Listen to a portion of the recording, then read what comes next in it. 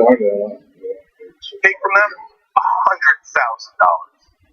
And then he became Attorney General of Hawaii. And I'm sure in a shocking coincidence, CoreCivic received $45 million annual contract for private prisons in Hawaii.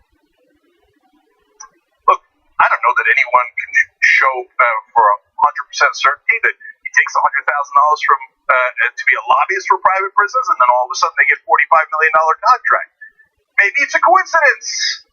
Do you want a private prison lobbyist who got paid to lock up his fellow citizens, right or wrong? And if you don't think those private prisons care about their profit motive and they care about justice, you gotta have your head examined. They don't care if you're guilty or not guilty. They get paid on incarcerating you. And this guy got paid to represent them. And the most progressive state in the union is going to send a private prison lobbyist to Congress? Hell no. No. If you live in Hawaii, you have got to get out there and vote in the primary. It is coming up. In fact, you can start voting right now. You have got to get into this fight right now, okay? So, look, I'll give you right now two different things you can do, and I'm going to show you a clip of Kaniela Ing so you get a sense of who he is. So, number one, you can do it justicedemocrats.com/Kaniela Ing. That is a way for him to hire staffers so that he can coordinate the volunteers. Because the other guys, I don't know if they got any volunteers. They got a lot of corporate money. I don't know if they have any volunteers. Kaniela has volunteers. And by the way, you can volunteer for him all across the country. Making phone calls is the most important thing to do. And the elections right now, people are mailing in ballots right now. So get on the phones. You progressives all across the country, you can make a difference. Don't let conservatives take Hawaii. That's insane. So the person who's going to help him was Allison Hartson. She ran for office here in California. Now she's been going around the country helping fellow progressives. She helped Alexandria Ocasio-Cortez. She's in Hawaii right now helping Kaniela Ing. Go volunteer through AllisonHartson.com/now. AllisonHartson.com/now. Volunteers are the most important thing for these uncorrupted candidates. So, now all the other three are unbelievably conservative.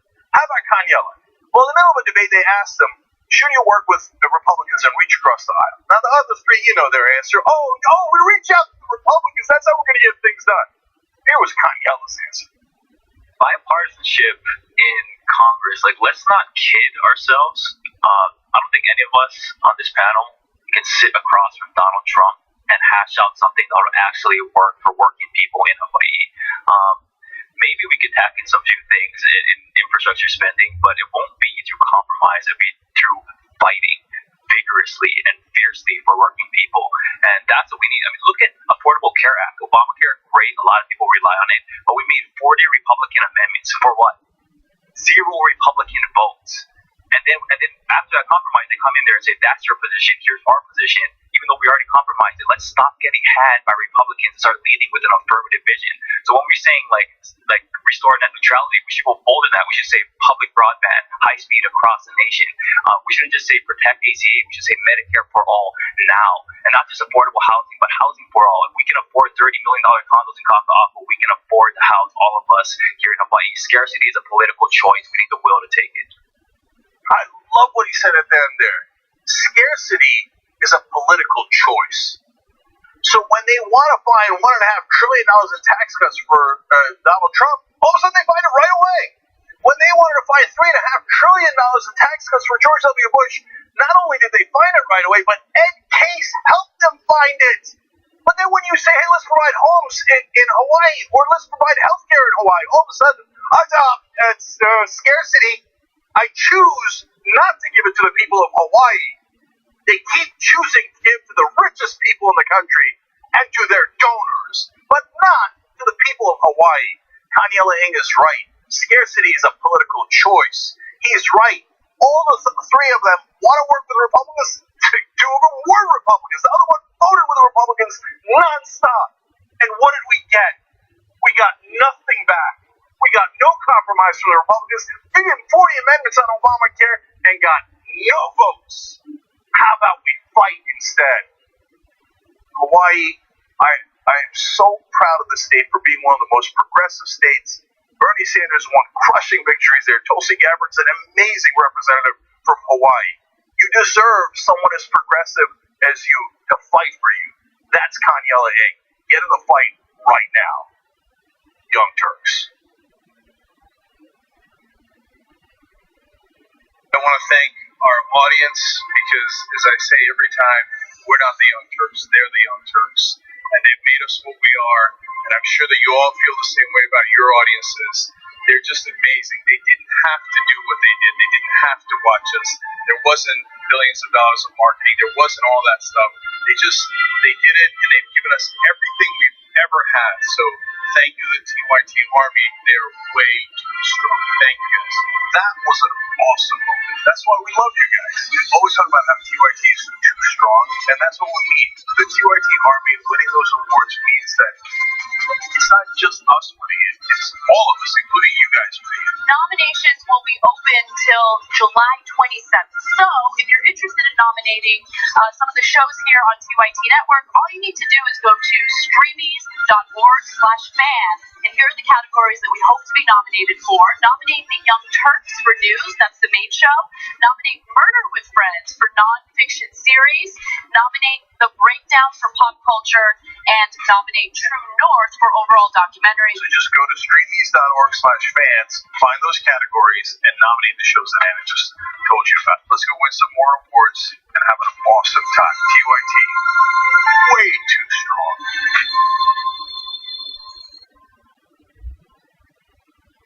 I'm Jake Uger. I'm Jake Uger. Of the Young Turks. Of the Young Turks. We're here at Occupy Oakland. Yesterday, there were peaceful marches from City Hall to the port. Young Turks are lucky enough to go to a campaign rally with Bernie Sanders. Bernie Sanders is the candidate Barack Obama pretended to be in 2007. However, the protest did turn ugly during the nighttime when a group of anarchists attempted to occupy vacant buildings. You see graffiti all over the place. There was a bonfire in the middle of the street. Join the Young Turks, fourth day on Occupy Wall Street. So we just did a tour of Occupy Wall Street. Stop balance on the slide down here. The protests are gaining some traction. All right, I'm about to sell one power tonight. Come on. Planning on matches, on kitchen, first you have to stumble, you have to fall a few times. What democracy looks like. And all of a sudden, everybody feels home. Hi, nice to meet you.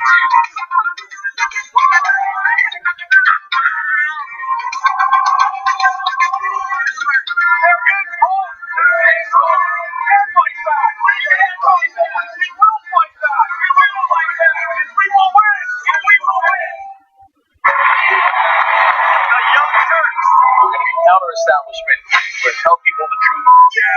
We're gonna rock the boat. Sending two of our reporters, John and Shabala, to the North Pole. We're on route to an abandoned ghost town. We're going to be learning how to yacht swim. Amazing. We're going to be hiking on glaciers. Oh, that drops off. We're going to be going on boats. 13 days out on the open ocean, conducting scientific research.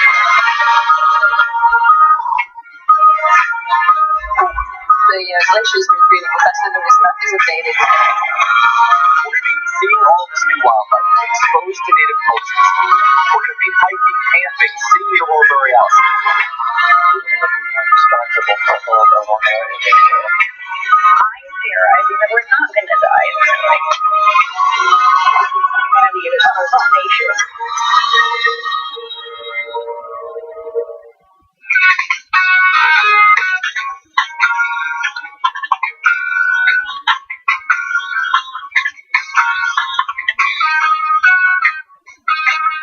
Back on the Young Turks.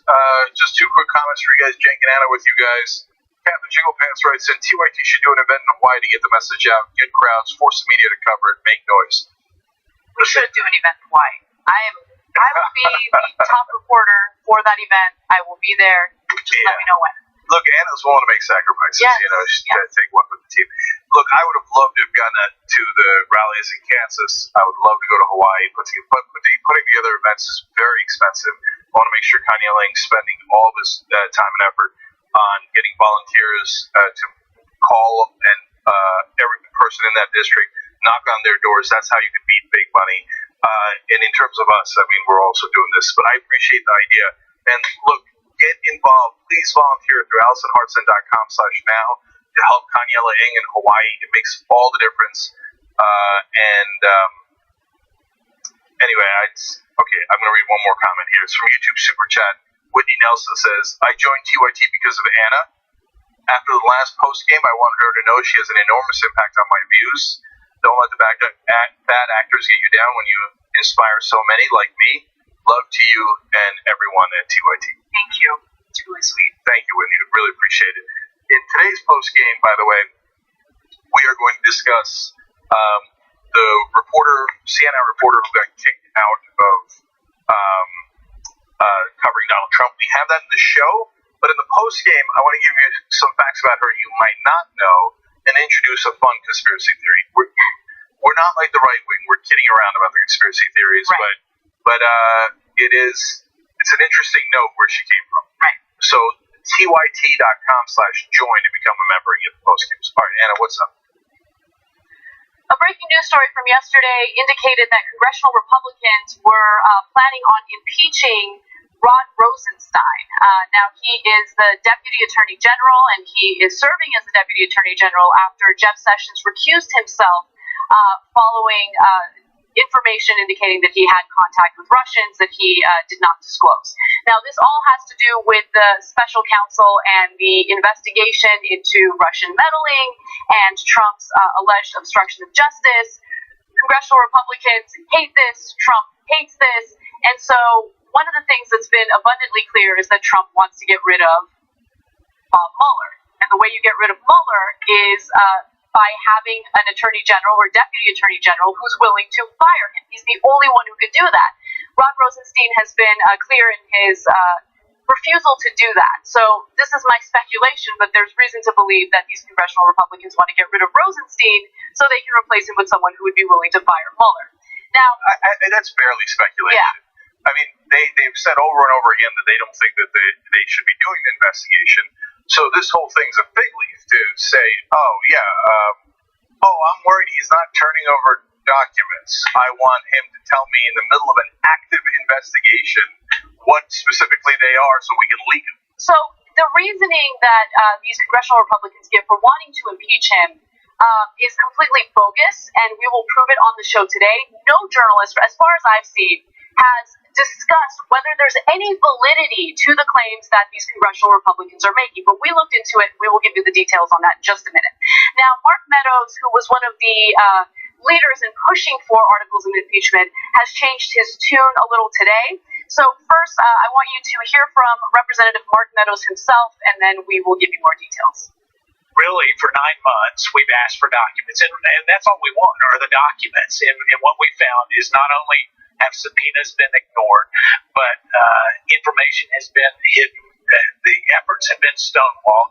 And I guess for us, it's all about transparency so the American people can judge for themselves. And so, they may be able to ignore Congress, but they can't ignore the American people. So that was what he was alleging earlier. He was clear that he wanted to move forward with the impeachment. However, he is changing his tune a little today. Representative Mark Meadows is tabling his efforts to impeach Deputy Attorney General Rod Rosenstein after having meetings with Republican leadership, stating that he would instead pursue contempt if the Justice Department does not turn over documents Congress is seeking. Okay, so the allegation is they're not cooperating with Congress. They need to hand over documents that we want. Except they don't have to do that, okay? Now, later, we're going to hear from Paul Ryan, who says that they are cooperating, even though they don't need to. But just to be abundantly clear on this, let's go to graphic 49. The special counsel is not charged with providing a public accounting of his work. The results of a criminal investigation are typically publicly revealed only if a prosecutor brings criminal charges and presents evidence in court to prove those charges.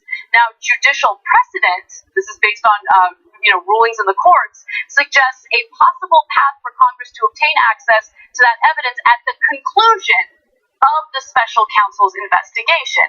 Historically, the Justice Department has not provided to Congress investigative investigative files concerning open investigations, even in response to subpoenas, for two principal reasons. So I'm going to get into the reasons really quickly before you jump in, Cenk. First, under the Federal Rule of Criminal Procedure, Justice Department attorneys have a strict legal obligation to protect the confidentiality of matters concerning before the grand jury. Second, the attorneys have a broader duty to protect the integrity of ongoing investigations and to prevent congressional pressures from influencing the course of an investigation.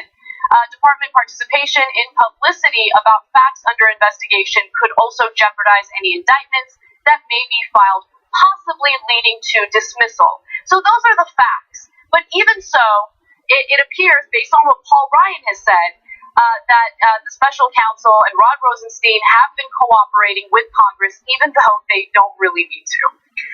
So, the congressional Republicans say, hey, listen, I have subpoena power, so I want your materials, so period, end of discussion, you need to comply with my subpoena.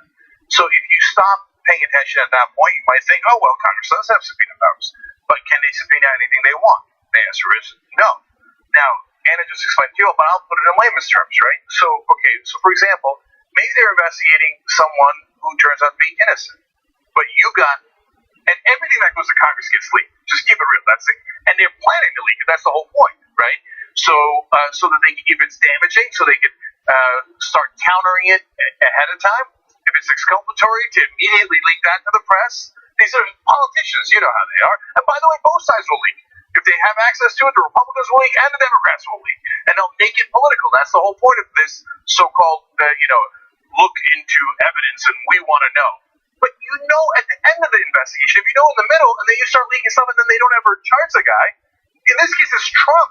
If they don't charge Trump, but the Democrats start leaking information about him, that seems damaging. Well, that's not fair to Trump in this case.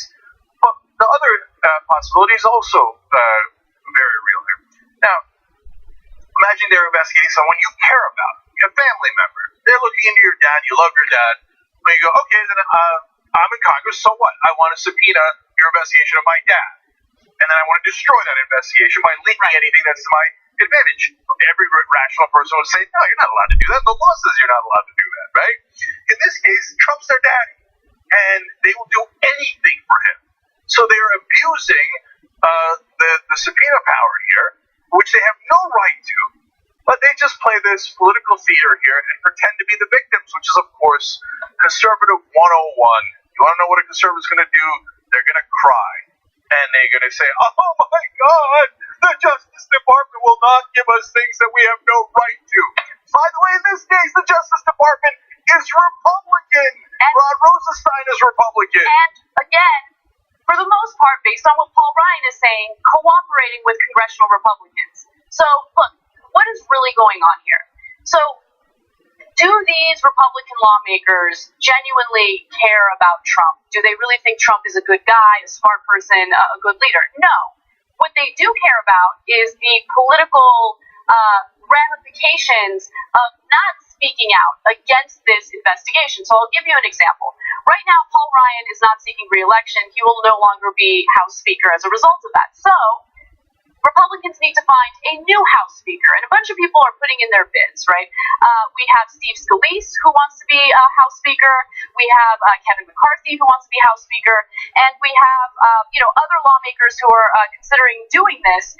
Jim Jordan is putting his name in the hat as well.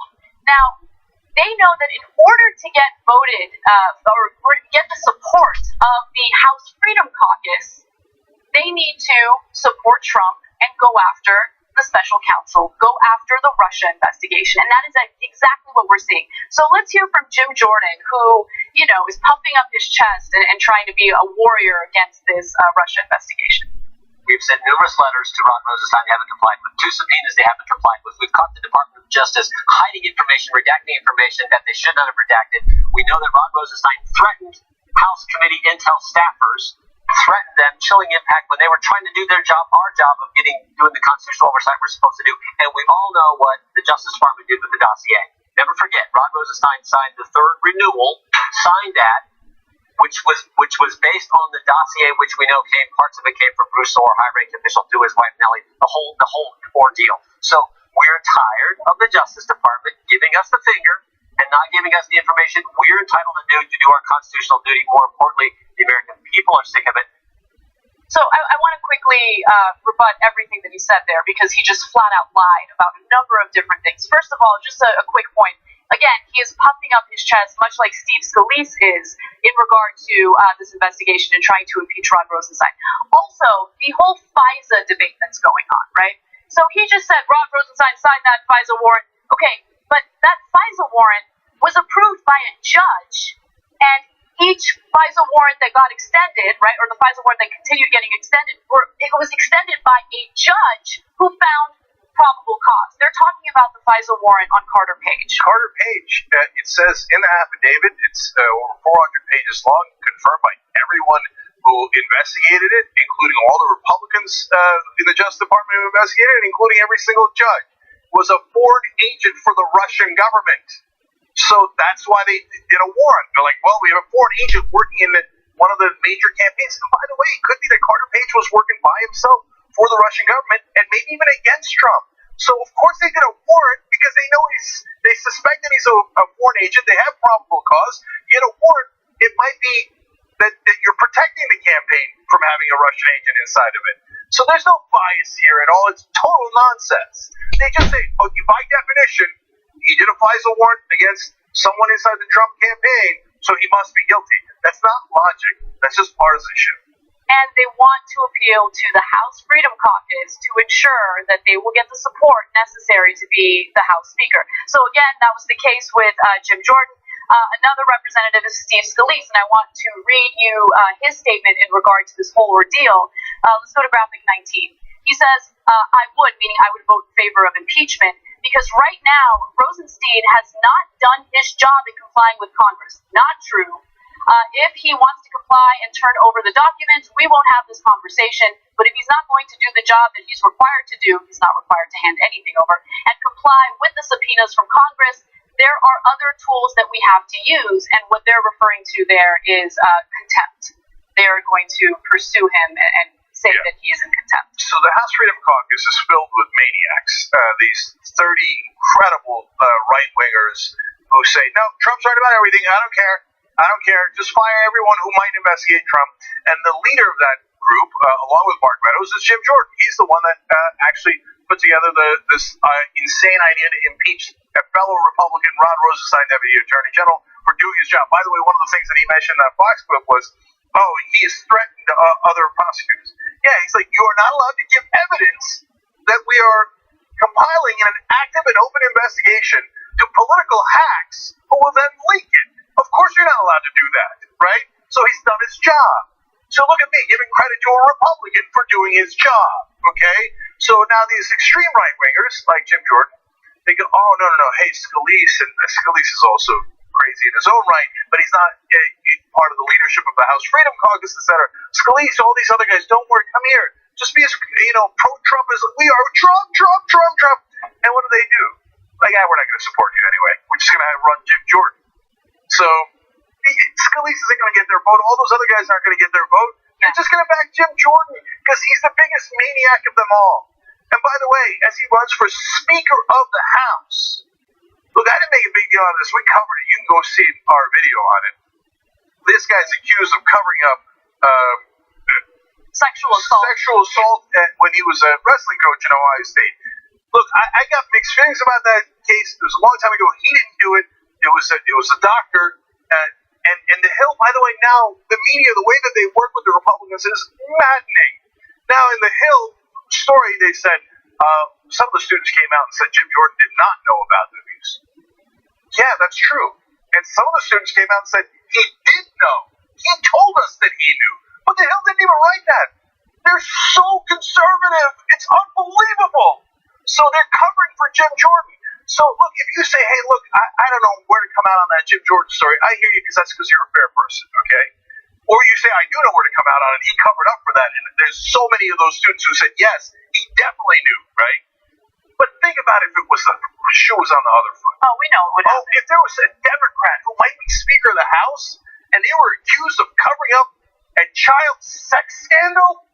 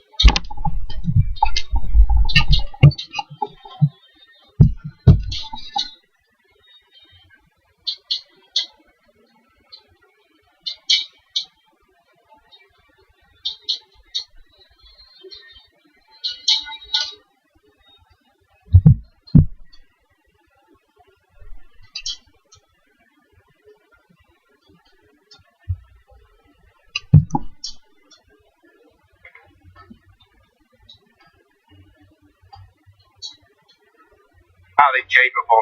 I have the highest confidence in him. You probably know not only did he go to the Wharton School of Business, but graduated from Harvard right here in this area. So what I would like Congress to do is to focus on some of the legal challenges that are out there. We need Congress to deal with the immigration question. There are loopholes in our laws that are being exploited. We need to get them focused, and we're pleading with them to do so. Our job and our enforcement officer jobs are far more difficult than they need to be.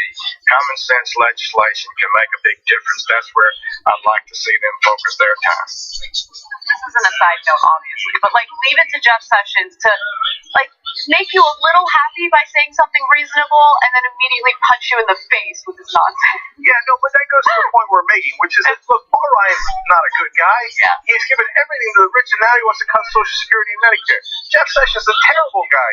He says, look, I don't want him doing this, basically what is, in essence, a witch hunt, funny enough, right? Instead, I want him cracking down on immigrants. Let's go back to Republican 101. We hate immigrants. Can you pass me a law that says that so I can crack down on them even tougher? None of these guys are remotely moderate, let alone progressive or anything like that. They're deep right-wingers. It's like, of course you shouldn't impeach him over this. This is so stupid. Finally, on a super side note, I am amused that now apparently there is one side of credibility, and I get this online from time to time. They're like, oh, you called Donald Trump stupid. Well, you didn't go to school like Wharton.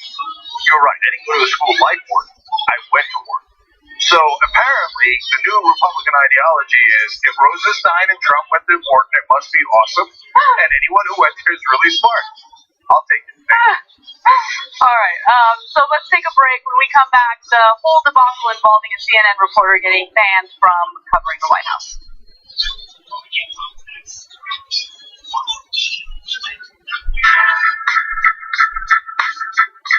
Kentucky Fried Chicken when I first got my license, like 17 years old or 78, whatever it was.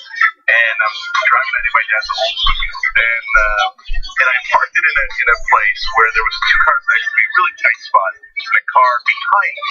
I don't even know how you got this. I'm a terrible driver back then. I was even a worse driver.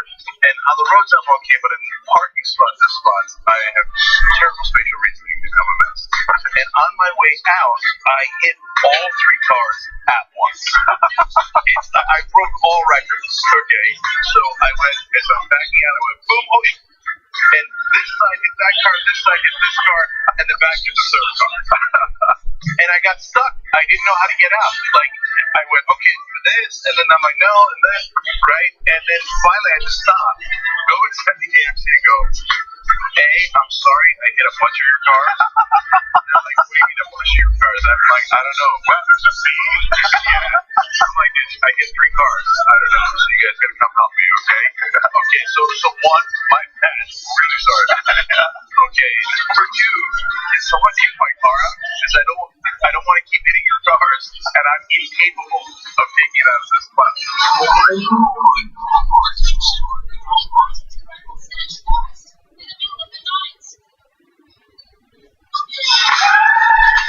We are the longest running industry on the planet. Play it tonight. We start a revolution. Get another one. Too strong. You're not answering the box here. Answer the question. Go. Game. Five.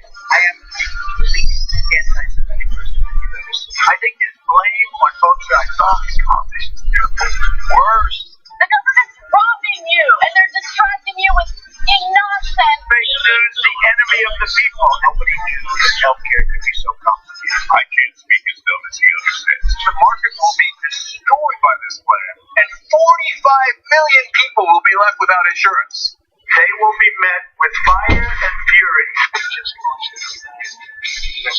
MSNBC shows the bombs taking off, and Al Jazeera shows when they landed. The profiling and the Muslim bans have begun. Today, my father and brother await deportation. Horrific acts of violence in Charlottesville. What a sick country we live in. It's time to get up and fight back. Giant protests against Donald Trump. Women's marches take over more than 500 cities across the United States. Immigrants throughout the United States to protest. We work together as a community and we stand up for each other. This has sparked a new movement.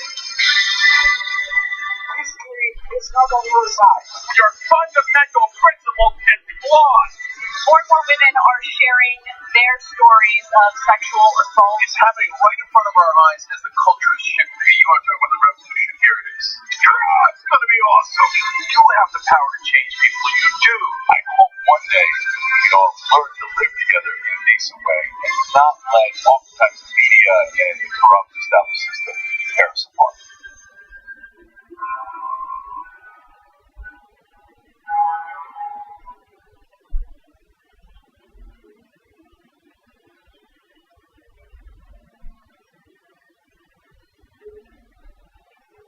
Hi, my name is Emma J. Brito, and I am a TV and studio tech, and I've been here for 30 years. I'm a technical director for Nerd Alert and also Friday Postgame. On other shows, I do either audio or studio tech.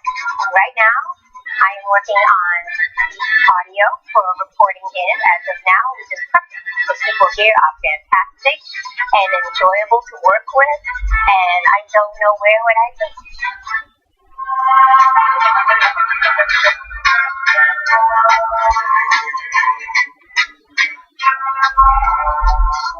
Alright, back on the Young Turks, Cenk and Anna with you. Adam Sean Taylor with a really nice tweet. Today I'm 25. I've been watching since I was 17 years old. Last week I became a Wolfpack volunteer, and my final week classes on how to get an Article 5 convention. I love it. And all thanks to Cenk and Anna, who will forever be a huge influence in my life. Much love. Well, thank you, Adam. That is very, very nice of you. We appreciate it. Look, I know some of you guys grew up with us. One, that makes me feel old. But two, that's amazing. And thank you for sharing a part of your lives with us. We do greatly appreciate it. And, you know, we all do this together. We're not the Young Turks, you're the Young Turks. So let's do one more thing together. Let's have a little bit of fun here for today. The Streamies. It'd be great to win these awards. The Young Turks in News, you have to nominate us. So if you could nominate us, that would be amazing. The main site overall is streamies.org/fans. If you write in the Young Turks and then you select the category of news, write in True North and select the category of overall documentary, and you're seeing the TYT.com handles on those as well if you want to use those. Write in the breakdown and choose pop culture as a category and murder with friends, and the category is non-fiction series. So if you could do that, that would be amazing, and we would greatly appreciate it. We have won 20 awards here, almost all because of you guys.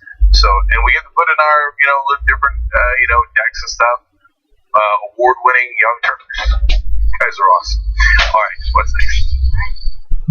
A CNN reporter was punished by Trump administration officials for asking questions that Donald Trump did not appear to like. Caitlin Collins is the name of the CNN reporter, and she's a White House correspondent for CNN, and she said that she was called into the West Wing and chastised by administration officials for what they deemed inappropriate questions that she had asked of Trump during an Oval Office photo opportunity. She was quoted as saying, "They did not like the questions I asked President Trump about the news of the day."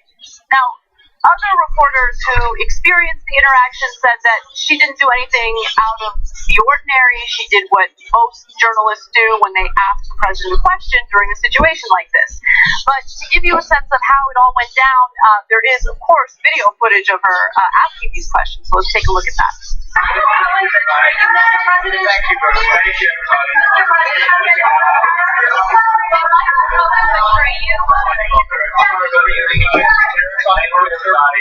Thank you, everybody. Mr. President, are you worried about Michael Cohen is going to head prosecutors? Are you worried about what's on the other tapes, Mr. President? Thank you. Thank you very much.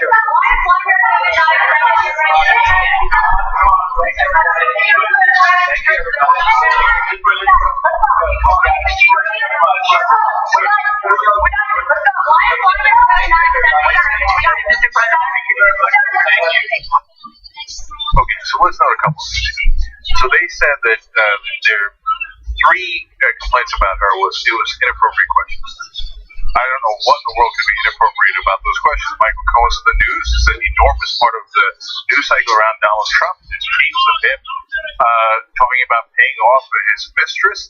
Nothing could be more newsworthy about a president. Can you imagine if Obama had done likewise and someone asked, "Hey, Mr. President, why did you pay off your mistress?" She didn't even say it that rude, right? She just asked about Michael Cohen's tapes. I literally can't think of a more relevant question in the news cycle. There was nothing rude. I mean, she was not rude in asking those. Like, he didn't like the questions, which was evident in the expression on his face as those questions were being asked. Like, that's why I was kind of laughing when we came back to the video, because he's a child. I get it. You don't like. You're the president, though, and it is a reporter's duty to hold a person in a position of power accountable for his actions. Like, the second question was about Putin. You invited him to Washington. He chose not to come. So, what else do you ask a president? If Obama had asked the leader of China to come and he had said no, or he changed his mind, you'd ask him about that. There's nothing more appropriate and relevant. Okay, number two was they said she was too loud. You guys just saw the tape. Everybody was loud. There was chaos in the controls. She was closer to the mic, so we heard her slightly more clear, but there was a cacophony of noise in there. Then I guess everyone should be banned because everybody was too loud, right? And then the third thing they said is that she wouldn't leave the room. You saw her in the room with everyone else. It's on tape. It's right there. They're asking everybody to leave. Right. It's not like everyone has left and she's the only one there and chained herself to the desk. Right. Everyone is slow to leave because everyone wants to ask questions. They're reporters. That's what they want to do. But she eventually left. She didn't get into some sort of physical altercation or verbal altercation with anyone. And so she was shocked to find that the administration officials had called her into an office and essentially told her, you are not allowed to cover a Trump event that's open to reporters later today. So let's hear from Caitlin Collins herself. She recounts this whole situation in the next clip. Then later, I was called into the office of Bill Shine, the president's latest hire, who is his right-hand man for communications. It was him and the press secretary, Sarah Sanders, who told me that I would not be invited to an open press event here in the Rose Garden moments later at the White House because they thought the questions that I posed to President Trump were inappropriate for that venue. Okay, so as soon as I saw this, it broke right after we finished the show yesterday, and I thought, this is a little extra. I wonder what's going on here. And then I saw Bill Shine's name in one of the articles. I was like, boom, of course that's what happened. So Bill Shine used to work at Fox News. He was one of the top executives there. He was involved in the scandals there, etc. He left. Now he's the newly appointed deputy chief of staff of communications. This has got Bill Shine written all over it. So as soon as I saw that, I was like, that's the answer. Now, some people say he might have just been doing Trump's bidding because Trump, as you saw on the tape, was so mad, he would have just told him, I don't care, ban her. Well, Mr. President, it's not a good idea. I don't care, ban her. That does sound like Trump, so that's certainly possible as well. But this is a Fox News maneuver, right? And now, to be fair to Fox, they are now standing with CNN's reporter. But this is old school Roger Ailes, Bill Shine, Fox News thing. We punish our opponents. You ask the wrong question, not only am I punishing you, I'm sending a message. Hey, everybody else, you better watch yourself.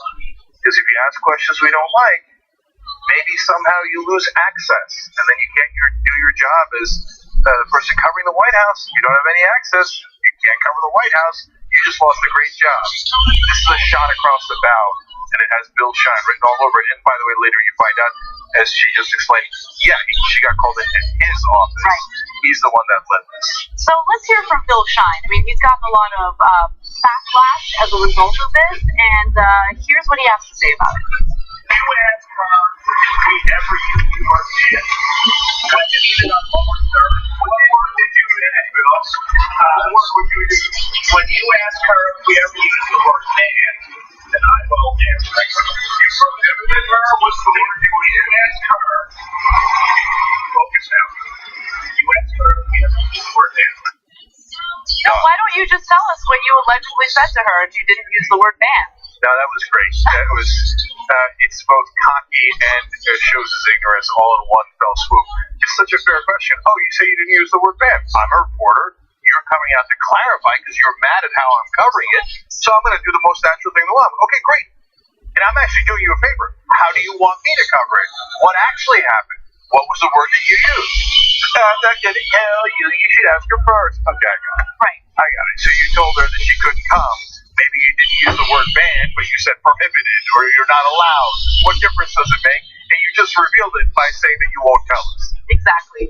So I also want to, of course, point out to the fact that Trump himself has been very aggressive in going after media outlets, specifically CNN, who he believes are going after him and criticizing him too much. Now, for me personally, it's hilarious that CNN is the news organization that he targets the most, considering the fact that CNN goes out of its way to be overly fair to him. And what I mean by that is they try to pretend like they don't have any type of bias. They're neutral, meaning if Republicans are caught doing something wrong, they won't say it. Far too often, they'll go ahead and defer to the Republican side of the story and then just kind of let the viewers decide, who's telling the truth? We don't want to appear like we have a bias. Yep. They're so afraid of offending the president that they've gone further to the right if you watch any of their content. So it's just in fact, can I just say, Anna, I mean, look, Caitlin Collins, I support her completely in this situation, and I support CNN in this situation. It's about freedom of the press overall. But Caitlin Collins comes from the Daily Caller, which is a massively right-wing blog. So, I mean, we'll talk more about that in the postgame, YT.com/join. Become a member, get all of our shows, including the postgame. I want to talk about that. So, I'm not criticizing her for it, but here's CNN reaching out to a pretty disreputable blog on the website that's massively right-wing to get a reporter, and then does it work?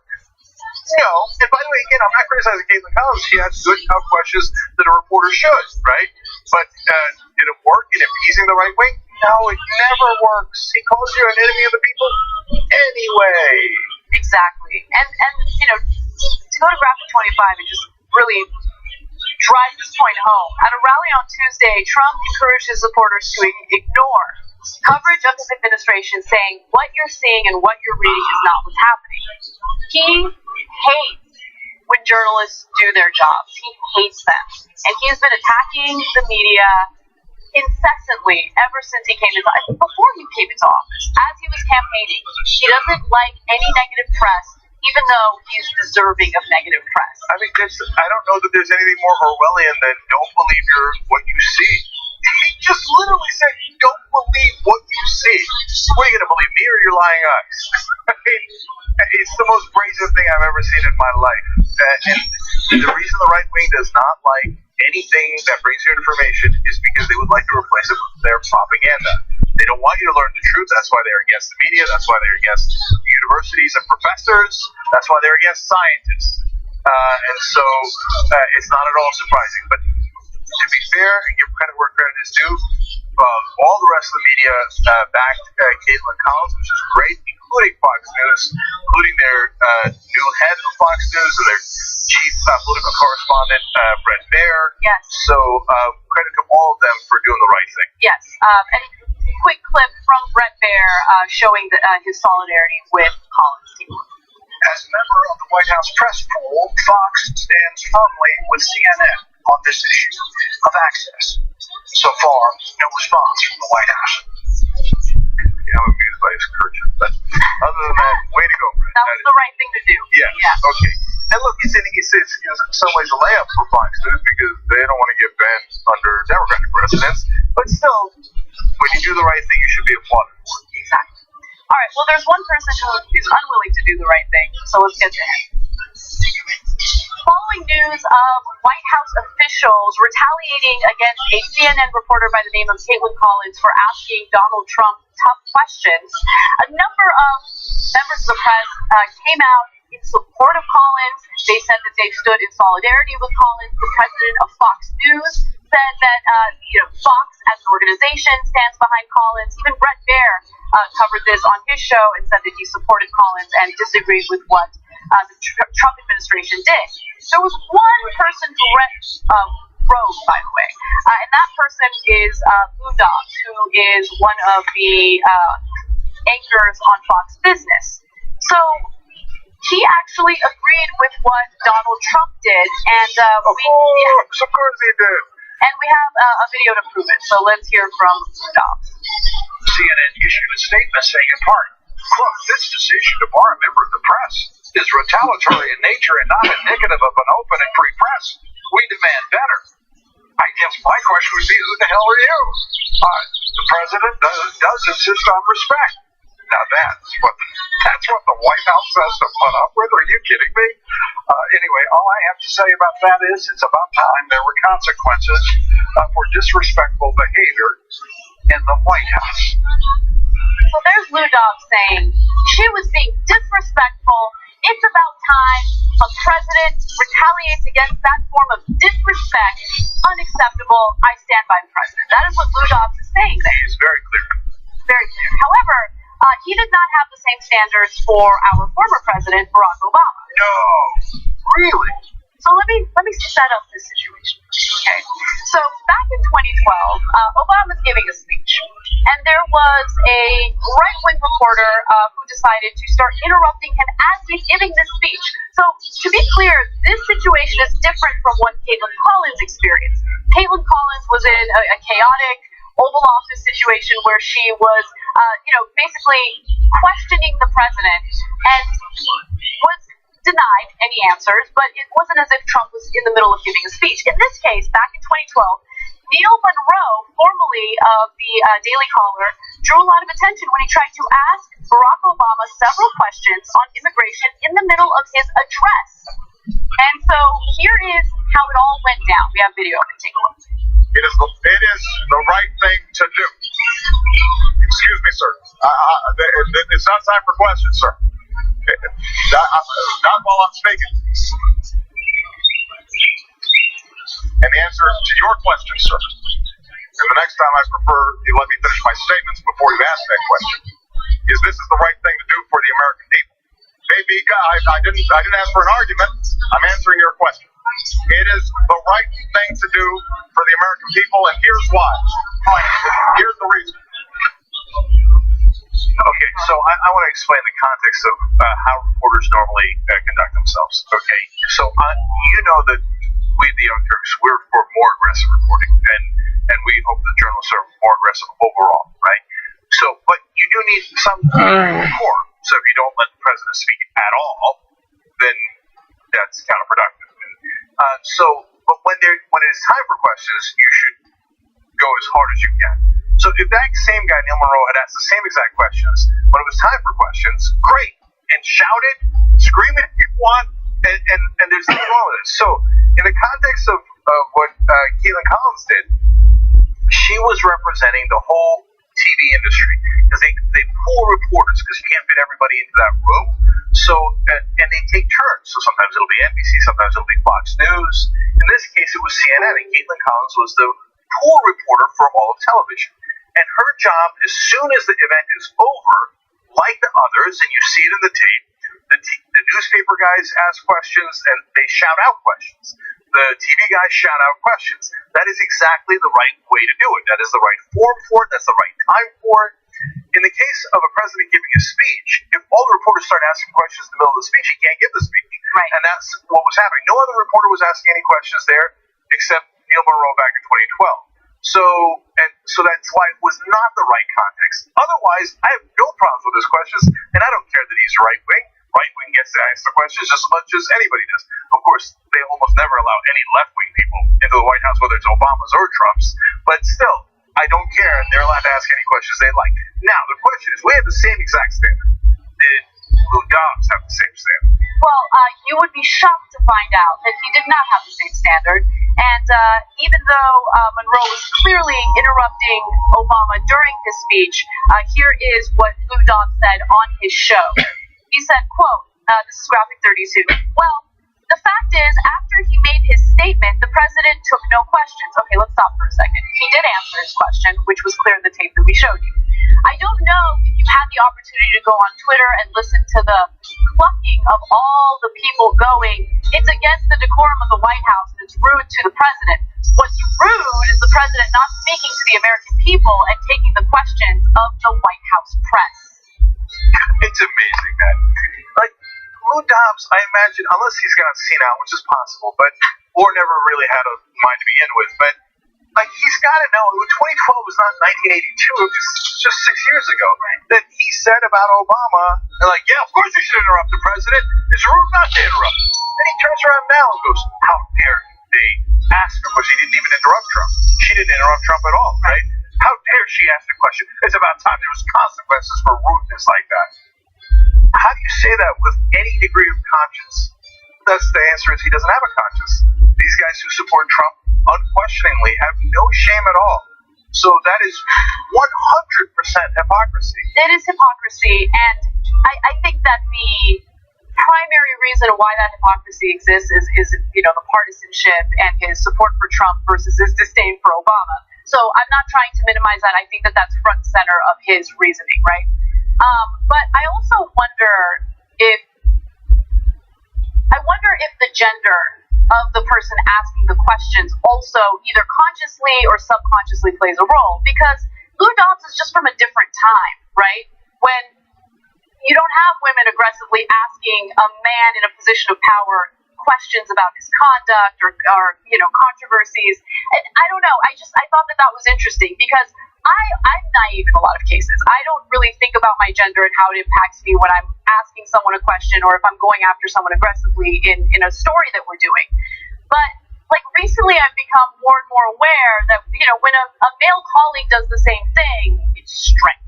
But when a woman does it, it gets misconstrued as something completely different. So I'm just wondering, I'm just throwing that out there. Okay, but look, let me add to that, because there's a countless of factors, and we don't live in the same black and white world that the right wing does. Like, it's either sexism or it's not sexism, it's either great or it's terrible, right? So maybe that's a part of the influence of Lou Dobbs. Other things that matter are what publication you're from, right? And so it's CNN, so the whole press rallies around it. By the way, when Obama once did two different things. He didn't sit down for a Sunday interview with Chris Wallace when he was doing other Sunday shows. which is every right. He can choose whoever he's going to get interviewed by. But one time he did do something wrong, in my opinion. They banned Fox News from getting interviewed in a pool reporter situation, similar, not exactly the same, but similar to Caitlin Collins, and in which case I don't think that was right. See, we're actually honest about that. And then everybody rallied around Fox News. Part of it is because these guys who work on cable news think, I might one day work for CNN. I might one day work for Fox News. And they have some solidarity, but overall it's a good thing they have solidarity. But when Jorge Ramos was asking tough questions of Trump, in a perfectly appropriate setting after he was done speaking, they did not rally around Jorge Ramos. And I remember a lot of the cable news guys coming out and going, well, that seemed a bit rude the way Ramos was aggressively asking questions. So it depends on your publication. Yeah. The Daily Caller, oftentimes, even though they're conservative and oftentimes make up stories, right, including right before an election, they clearly have an agenda. They don't admit their agenda. And on top of that, I mean, there are serious, significant charges about how they fabricated news to try to affect elections. They are conservative, so generally more welcome in Washington, whereas progressive outlets... Is there a single progressive outlet represented in, that group of White House reporters? A single progressive. But Washington despises progressives. In their worldview, of course, they would answer, what do you mean? MSNBC. Look at Joe Scarborough, lifelong Republican, but criticizes Trump. Okay? I mean, and MSNBC filled to the rim with corporate Democrats, right? And almost all of them argued against progressives like Bernie Sanders. But in their worldview, they're like, how much more left did we do to Joe Scarborough? Right? So that gives you a sense of the different playing field there is. So that might have been a factor. There's a lot of different factors that go into it. The one thing that is inescapable is Lou Dobbs' hypocrisy. Yeah. Right? No matter why he did it, it's super clear that he doesn't give a damn. I don't like Obama. You interrupt him all you like.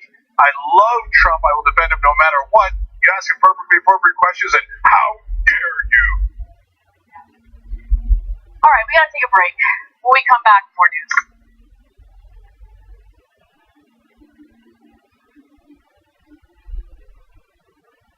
He's so progressive, he recycles his thoughts. His car cleans the air. He prosecuted a bank executive and won.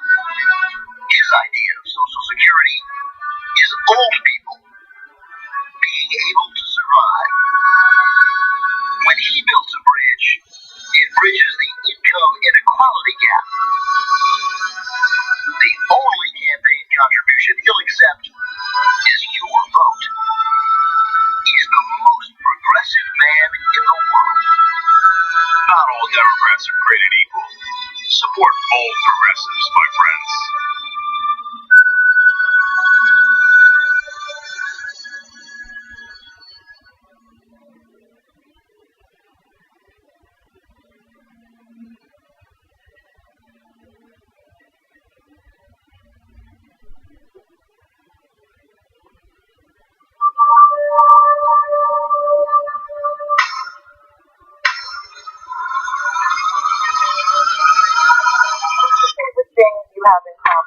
I was going to say sex, but I can't relate that. You said I had small hands. They're not small. I never heard that one before. They failed us. And if you're not angry about that, Michael, and any of you out there, then you're damn wrong. Because you should be angry.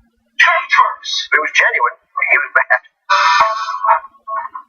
Jake Uger, known online as one of the Young Turks, isn't afraid to throw some punches. 3, 2, 1, fade up. Jake the Turk Uger. You're in a TV station, yes, sis. The whole point is for me to yell and scream and tell you what I think. It's right out of like Wayne's World. This guy on this little rinky-dink website is speaking truth to power. We've been averaging 600,000 views a day, beating most of the cable shows in America. We're the largest online news show in the world. We're celebrating our 1 billionth view. We're coming. More politics ahead with Jake Uger. He knew that the MSNBC opportunity was an experiment. If Phil and host beat CNN and Headline News combined, at some point they want to give me a show. Every single year, that comes out of our paycheck. We put it in, and you're saying we were suckers. When you, as a host, tells someone you're interviewing to shut up, that's going to raise a red flag. That guy needed a small glass to shut up.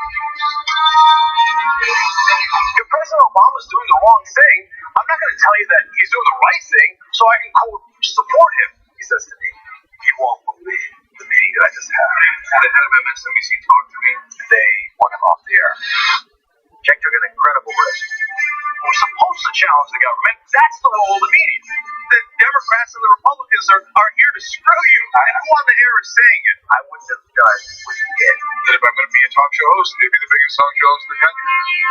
I don't think anyone else does it better. I don't think anyone's even close.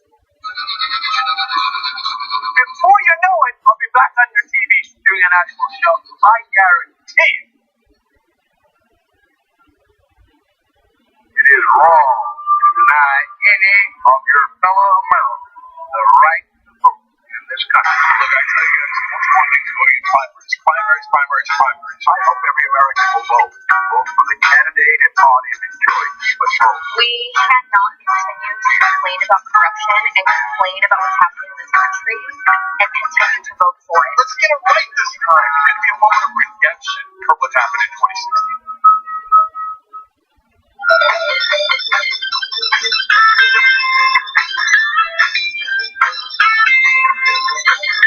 All right, back on Young Turks, Jake and Anna with you guys. I've told you about this before, but it's important. If you're not protecting your internet, you're crazy, dog. Good news for you. We're going to get you 77% off. So this is nordvpn.com/TYT. They're the only one that received a perfect score for PC Mag, and you can actually protect 6 devices at once, so no one can find out what sites you're going to on the internet. Otherwise, there is some chance, as happened to Rudy Giuliani, that they find out what you've been visiting online, and that could be disastrous. I've got it on my system, so I'm covered. Use the code TYT, or just go to nordvpn.com/TYT to get 77% off. Okay, now let me give you guys 2 quick comments here. Science Pundit says, "I should hope that Fox News would stand behind CNN, considering how the entire media stood with Fox News when Obama tried to ban them. I'm still a bit surprised, though." I hear you on that. If you want to talk to us during the show on Twitter, use #TYTLive. Now go to our YouTube Super Chat. Carl the Cuck Slayer. Oh, okay, get it. Okay, he apparently has gotten it. And he says Trump has to pay $100,000 for sex. Even pathetic basement-dwelling incels do better than that. I mean, have you seen what he looks like, though? I know. And to be fair, it was $150,000. And to be fair. Yeah. And with Stormy Daniels, it was $130,000. Remember the Access Hollywood tape? Let alone the potential $1.6 million. But to be fair, that might have been paid for an abortion rather than the sex. Okay, we'll find out. There's now everybody's screaming. There's more tapes. We'll get to that in a little bit too. Okay. Anyways, last thing is in Access Hollywood tape. Remember how he said he tried to buy her furniture? He tried to get her to sleep with one of the anchors. How is that for it? That is a block of Velveeta cheese. I'm curious what kind of furniture it was. Was it mid-century modern? Was it French? I was going to say, can you imagine that working for you? But with you now, with all the it would not work with me. In the post game with all the woodwork that you've been talking about, like furniture. Let's have a conversation. What kind of furniture are we talking about? Anyway, check out all of our crazy post games. TYT.com/join to become a member. All right, what's next? All right. Donald Trump is criticizing Twitter and threatening to investigate the issue of shadow banning. This is a response to reporting by Vice News indicating that Twitter's algorithms seem to hide the accounts of certain right-wingers if people search for their names on the site. Now, here's what Donald Trump had to say about it. Twitter shadow banning prominent Republicans, not good. We will look into this discriminatory and illegal practice at once. Many complaints. It's true that there are many complaints because nothing that right wing likes to do more than cry. So they've been crying ever since the story came out. I mainly don't believe it, and I'll tell you why. This happens every time. Oh my God, the IRS is investigating conservatives more. Oh my God, it's all crime. It's hearings. Let's make sure that we take away money from the IRS so they can't catch rich people cheating on their taxes, right? And then you find out at the very end of the investigation, just kidding, they investigated liberals more than conservatives. So now, Vice does one story where they looked up a couple of people. They looked up, and to be fair to the people... No, I'm sure that their methods were highly scientific and accurate, and that they did like a full, like blown investigation to ensure that everything that they're reporting is accurate. And we'll give you Twitter's response in a second too. Yeah. But they looked up a couple people, and they say that they didn't show up in the search in their official profile, and a couple conservatives didn't show up, a couple liberals did. Now, my guess is people will do it all, over and over again. And after Ted Cruz does his stupid hearings on it, which is probably coming up any time now, right? Because they love to pounce on stuff like this. Someone will actually do a scientific study and realize they probably ban liberals more. So, okay, that's my guess, because that's how almost every one of these stories goes out. But more importantly, I know that everyone who uses social media thinks that the world revolves around them, and that Twitter cares a lot about them and is watching. Like, they think there's literally a person sitting at a desk who's just following them and tracking them in Twitter, right? That's not what's happening. So everything on these social media accounts, there's so many users, guys. Come on, be smarter than that. They use an algorithm, and guess what? Sometimes algorithms suck. And what they do is try to use this technology to decipher whether or not certain accounts are following their guidelines. And if, the algorithm flags someone's page because it appears to not follow its guidelines, then, look, it's an issue if it's incorrect. And it appears from this story that the algorithm was faulty. And so Twitter has fixed it, and I'm happy that they fixed it, because I don't want, prominent Republicans or prominent Democrats to be shadow banned simply for their political ideology. But it has nothing to do with political ideology. It has everything to do with them trying to balance the heat that they get for all the crazy people on Twitter, right? And then also, make sure that they provide an open forum for well-meaning people who want to engage in political debate. It's a difficult thing to do. Twitter is, look, by the way, this applies to the right and the left. I get it. You don't like social media, right? Social media gets crazy. People cry and whine about social media all day. Then get off of social media. These are private companies. They are not obligated to do anything for you. They're just not. Look, I understand but we can say something that the mainstream media cannot say. Mainstream media cannot tell you, well, there's a reason why sometimes right-wingers get banned more on Twitter, or the shadow banning, or whatever else is going on. I'm going to give you both sides in a second, because Twitter did admit to something, and it's important. You should know the whole story, okay? But the part that they leave out is because the right wing is much bigger douches. They are. They say terrible things on Twitter all the time. By the way, they say hideous things. Hold on. Look, saying hideous things, sure, that's bad, I guess, right? But I don't have a problem with that. People are going to say hideous things. What I do have a problem with is the smear campaigns that take place on Twitter that intentionally spread lies about people, intentionally spread propaganda about people, defame people, try to destroy people's lives. What Cernovich tried to do with Sam Cedar is a perfect example of that. He's tried to do that with other individuals as well. I mean, look, people took a picture of me and my husband, okay, and photoshopped Jake onto it, and then started to spread it all over the internet, and it looked very realistic. And it was terrible, because you have family members who are like, what is that? Is that real?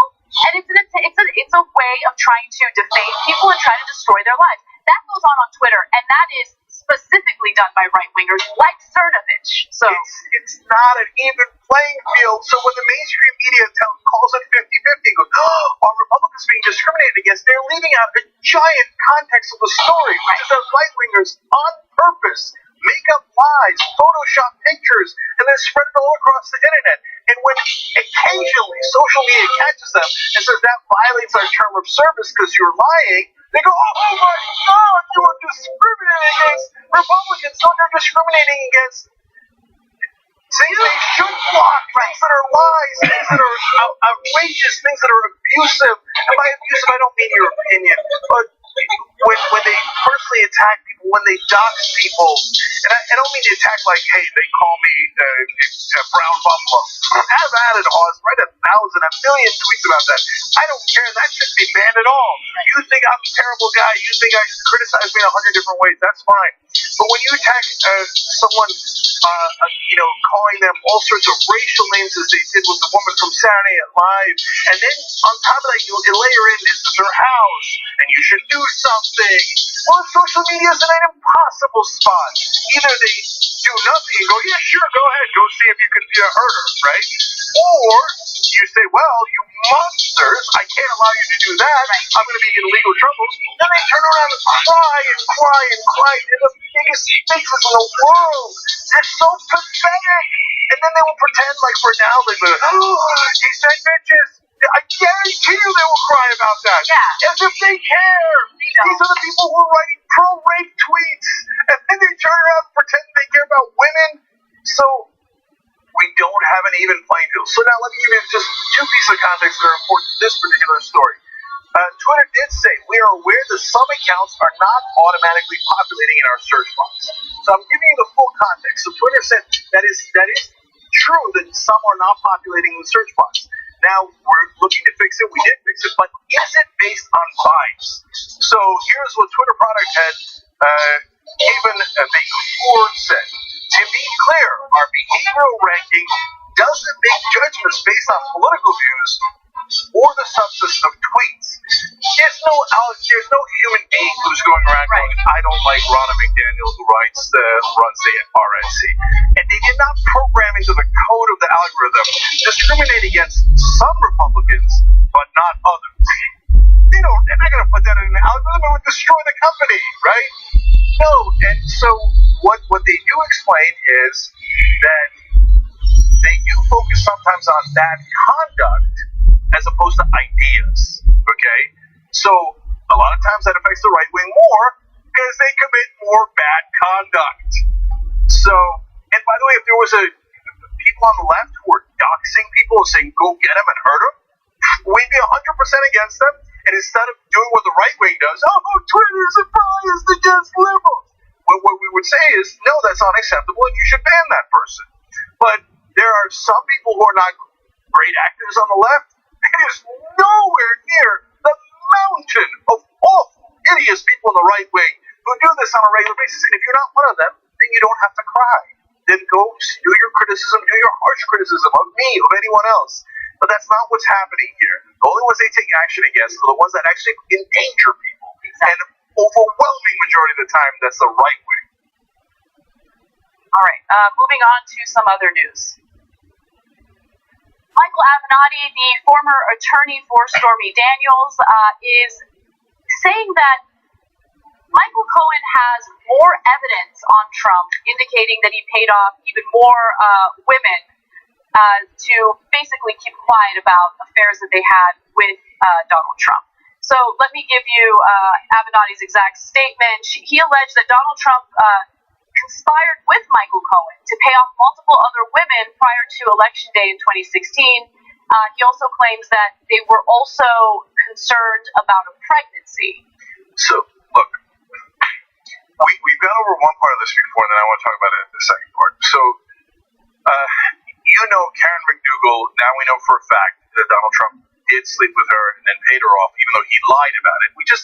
We move on past these things that are now taken as givens. Donald Trump cheated on his wife all the time with Playboy models, porn stars, etc. The evangelical right wing who pretend to care about that kind of morality now says, no, I don't care how immoral you are as long as you hate the same people I do. Okay, that's a given. Number two given is they lied, brazenly lied. Said, Karen McDougal, that's not true at all. Now we know there's tape absolutely true. Trump did pay her off. Okay? So, but it's a given. Donald Trump's a liar. It is what it is.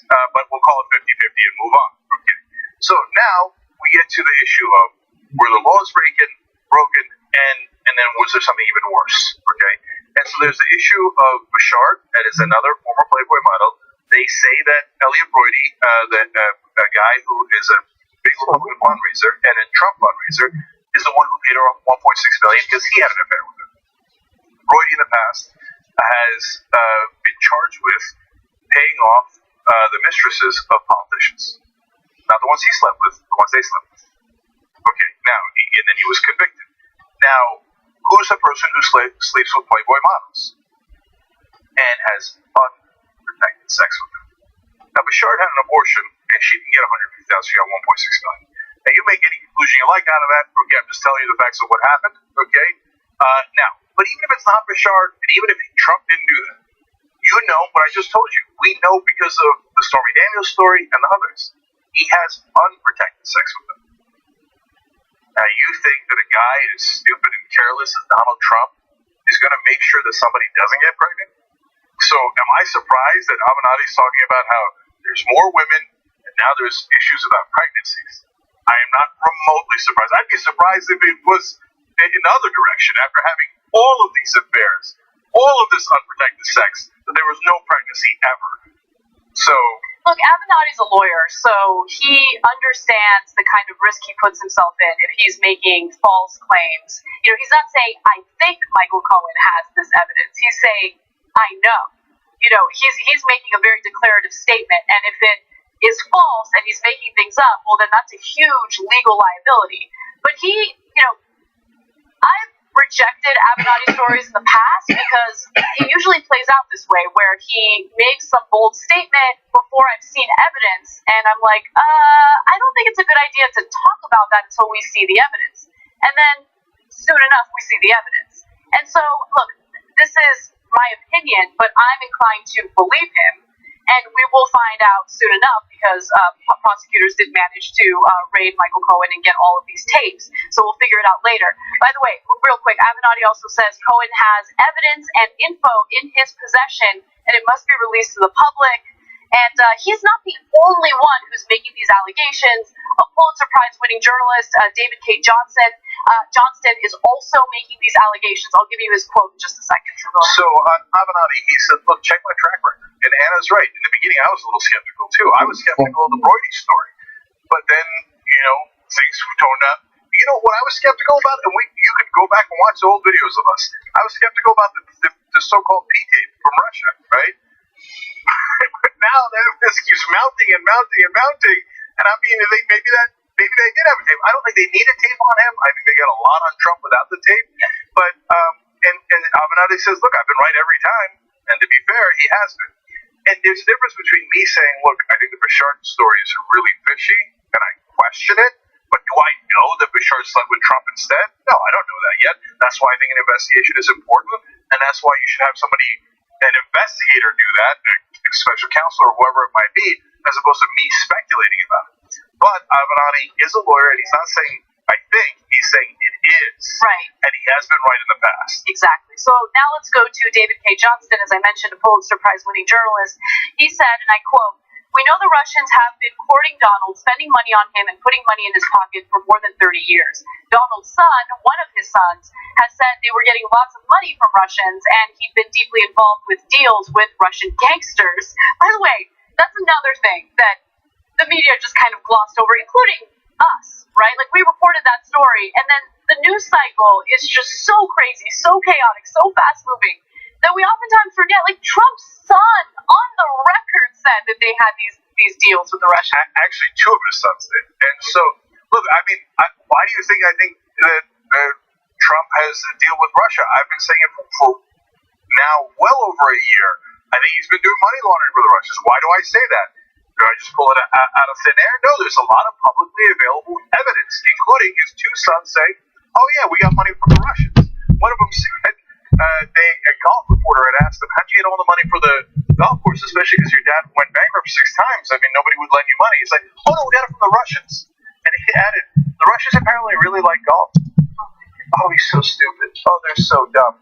But I'll tell you, that's actually, by the way, a little bit of evidence that the sons don't know that the money is illicit. Mm-hmm. To be fair to the sons, like, maybe they're so stupid they say it outwardly anyway, but it's likely that if you think like, oh, the Russians actually really like golf, you're so dumb. Okay, that's why they give us. That's why you would tell a reporter, Russians like golf. That's why they give us hundreds of millions of dollars. Okay, so all of that is on the record. David K. Johnston also talked about the affairs and the tapes, and now there's another news story out that it might not be 12 tapes that Michael Cohen has, it might be hundreds of tapes. So Donald Trump is in a panic. He's not in a panic because he didn't do it. He's in a panic because he did do it. So there's a lot of things that are already obvious that we just keep gliding past, including Donald Trump saying, being outraged that Michael Cohen turned on him. If I had lawyers like that, why would I be bothered that they quote-unquote turned on me? I haven't done anything wrong, right? But if you did do something wrong and you told your lawyer, then you would come out like Trump is. I can't believe what kind of a lawyer would take somebody like that. What is he doing? We can't have this happen, right? Because he obviously did it. And he did many different things. There's the sex, but much more importantly is what are his financial connections to the Russians. Right now would be a good time to make your ticking clock sounding. All right. Dig. And it is, guys. Look, I'll tell you the last thing of this. His demise is, and I've been wrong on timing, and I made really bold predictions on that. But his demise is, I think, is going to come quicker than you think. And because all this stuff, they already have it. They have Cohen's tapes. They have all the things he's done in public. They have so much material already. And look, here's a possibility that I'm wrong about everything, and Donald Trump has actually led a perfectly legal life. That he just did all these deals with the Russians, and they were perfectly above board, and he did not sleep with Bashar or pay for her abortion, and then he did pay off the woman to be silent, but it was not campaign finance violence. That's possible. And if that's true, we'll find out soon. But if I'm even 10% right, it is criminal to a degree we have not seen in this country, including Richard Nixon. The likes of which we have never seen before. Right. So that fire and fury at some point is going to close in on him, and I think that point is really, really close. All right. Quick break. When we come back, Betsy DeVos. I'm going to go after her. Yes. Hello, everyone, and welcome to TYT Sports. Oh, hey there, friends. That's Denise. I'm Rick, and this is a writer who's really mad that the Golden State Warriors are having fun. Welcome in, everyone. TYT Sports. That is Brooker. I'm Rick Strom. We start with a very serious story here. Welcome to TYT Sports on this Friday. Got J.R. Jackson and Robert Littell from Black Sports Online. I feel like Steph Curry is more poised to teach this pipeline. I'd say that LeBron ages like a fine bourbon, like a harder alcohol. What's the difference between being aged between wine and bourbon for this? This is me drinking wine. This is me drinking bourbon.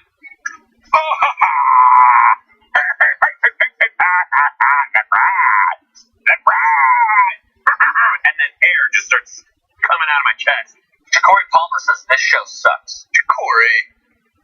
The video they always show Tom Brady after he won the Super Bowl, he did this. Yes. Because he's so sweet. Oh, he's so amazing. He actually won. He had no confidence in himself. He just went out there and threw the ball around like we do in the backyard with Johnny. And next thing we know, he's a Super Bowl champion, making the greatest show on turn. How amazing is Tom Brady? Tom Brady, I love you. Tom Brady can do no wrong until he screams at everyone on the sideline with his head. Odell Beckham point out has been doing this for years. There are different ways in order for someone to achieve their dreams, and Shaquem Griffin certainly did not give up at any single turn that he had throughout the course of his life, and up to the point that he is right now, which I'll get into in just a moment, where he killed the combine.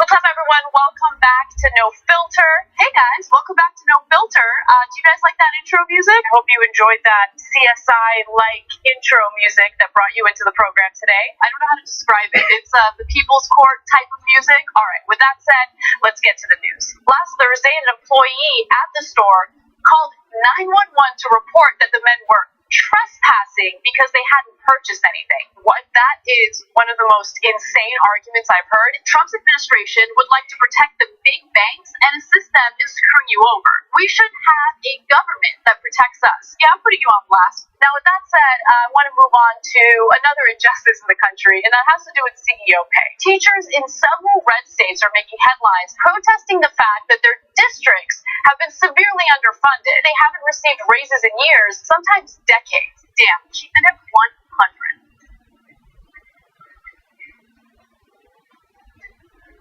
After soul-crushing news out there.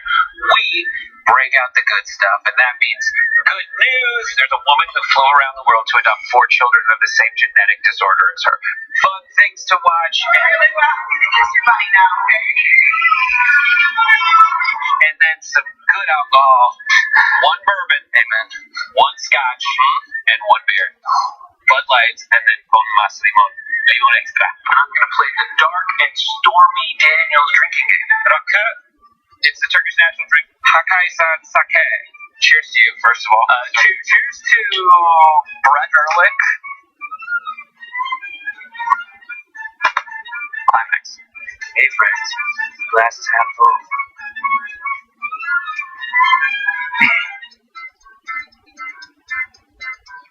This is where we get our snacks. This is the salty stuff. All the sweets.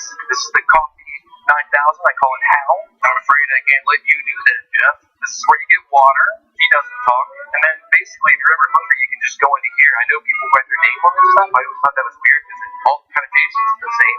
Lemon basil pasta salad. Yeah, this looks like it'd probably be pretty good. No, I won't be eating that again.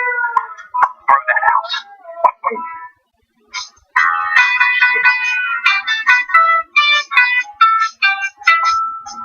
Alright guys, back on the Young Turks. I want to tell you real quick about fireyourcongressman.com. That's a website after my own heart. So they asked, are you part of the 60% of folks happy with Congress? Although I think the number is lower now. Or are you part of the 84% that are pretty pissed? We're partnering up with them, and it's a URL that obviously speaks for itself, fireyourcongressman.com.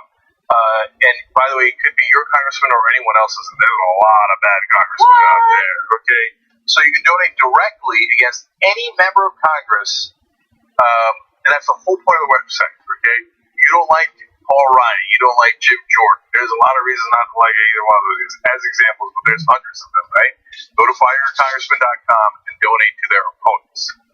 That's the kind of like aggressive campaign I like. All right, so let's keep going. Anna, what do you got next? All right.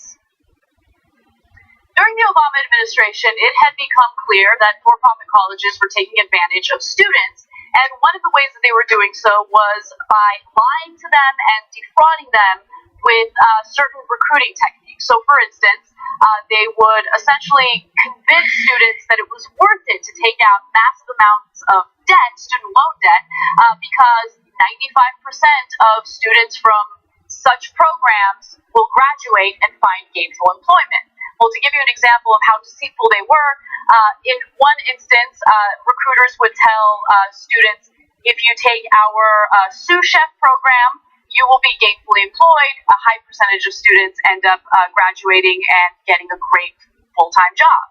Well, it turns out that they counted fast food workers into that equation, right? So they would inflate numbers. Is the sous chef the one that makes the quarter pounder and cheese, or the chicken McNuggets? Neither one of those things. Sous chefs usually work in restaurants, right? So look, that's one example. But they defrauded so many students, and it led to such disaster that major for-profit institutions actually shut down under the Obama administration. Finally, Obama did something about them. Well, Obama also promised to forgive their debts because they didn't end up getting degrees from reputable institutions. Their schools shut down. And so the whole point of it was, let's do the debt forgiveness so these students can move on with their lives. Well, Betsy DeVos is now going to undo all of that progress because she is in bed with these for-profit colleges, and I'll prove how in just a second. Now, DeVos proposed to curtail Obama administration loan forgiveness rules for students defrauded by for-profit colleges, requiring that student borrowers show they have fallen into hopeless financial straits or prove that their colleges knowingly deceive them. So essentially, these students who are drowning in student loan debt now have to do their own investigation and prove how they were defrauded, okay? And then on top of that, they have to prove that they are in dire financial straits. First of all, I don't care if they're in financial straits or not. I don't care if the person who was defrauded is a millionaire. If they were defrauded, criminally defrauded, that debt should be forgiven. So, look, in some of the standards that they talk about, they say, we don't want the entire school punished for what might be unofficial or offhanded comments. So if a one of the students says, hey, they promised to make me CEO. Well, it's not good enough evidence, and we don't know if that's true, etc., right? But if you put it into your advertising literature, well, that's better evidence. Okay, so that's partisan, right? In my opinion. But when you put the burden on the students to prove intent, Exactly. that's nearly impossible. So you have to show that, okay, they're not doing any of the things that they promised. Plus, they meant to trick. You're right. It is an impossible legal standard.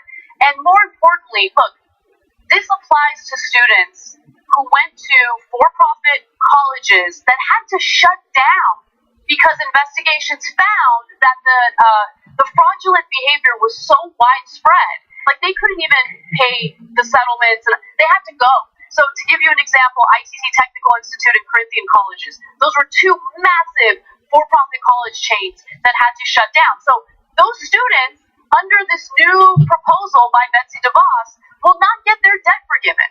And by the way, here's another thing that you have to keep in mind. So let's go to graphic 36. The department would also require that relief applicants divulge personal information that could have impacted their job prospects beyond their college experiences, including drug test results, That's unacceptable. health concerns, and performance evaluations. She is a bad person.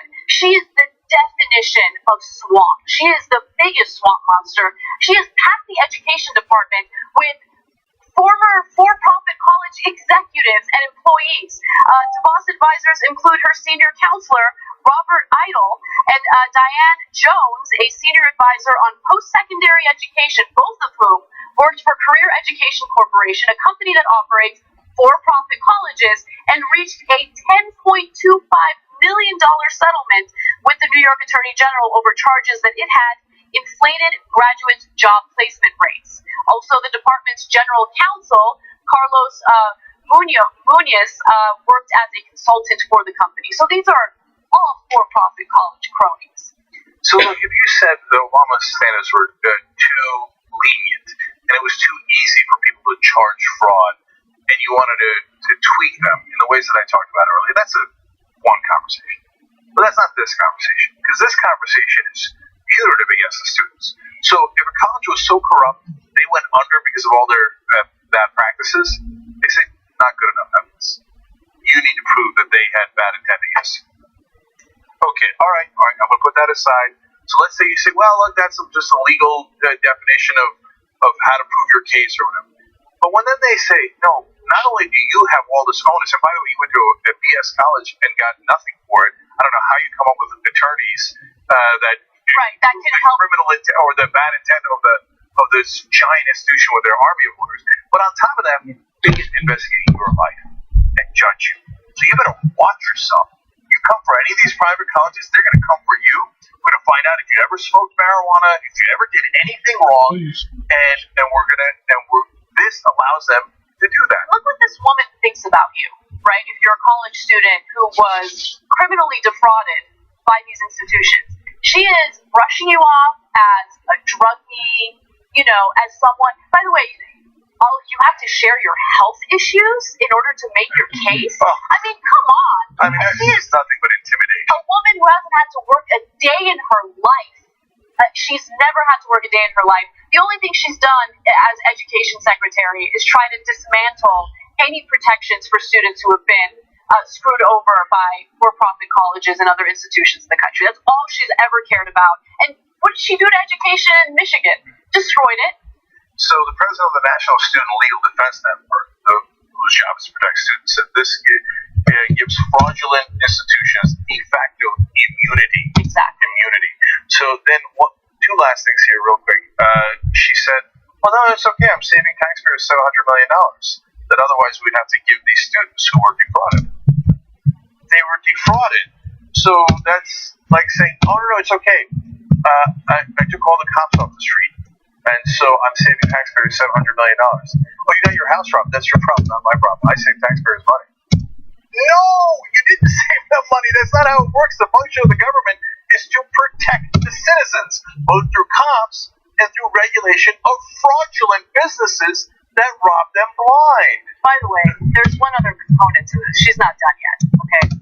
So the Obama administration realized that a lot of these for-profit colleges force students to sign agreements, arbitration agreements. So the students would never be able to take them to court, and the details of arbitration would never be public, right?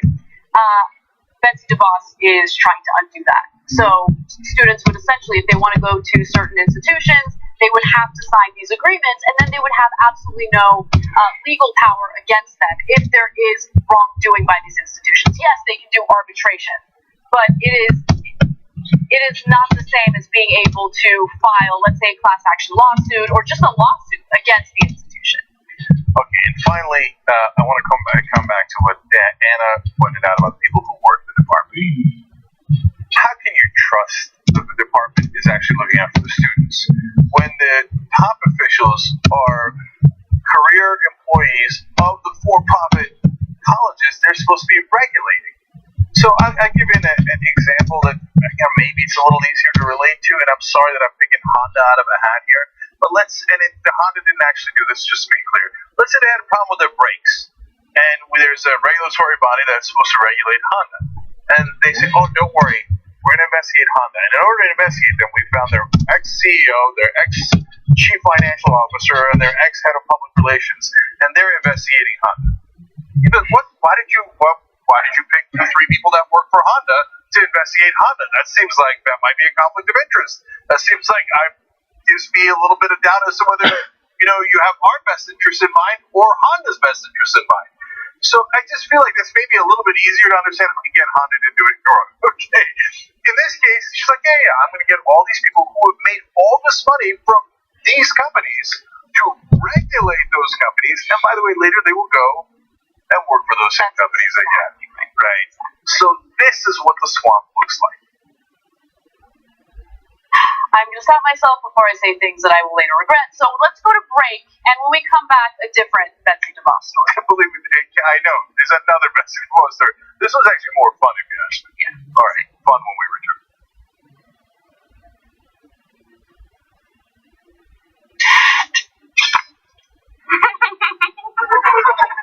See anyone you recognize? Maybe something you're curious about? It's okay. No need to be ashamed. I think it's normal to mull over the macabre. I mean, just supposed to show something about human nature. Why would we rather her have killed, 600 people off a way? I mean, this is like your Leatherface chainsaw boogeyman. I think that a lot of these people are like, what's more powerful than the president? The person who kills the president. There is a dark side to human nature that we all want to explore. So, you stay up late, reading about what happened, how it happened. They would have shown all these girls that were being held captive if they had played it on a video cassette player, but they said we didn't have a cassette player, so we didn't They couldn't get one?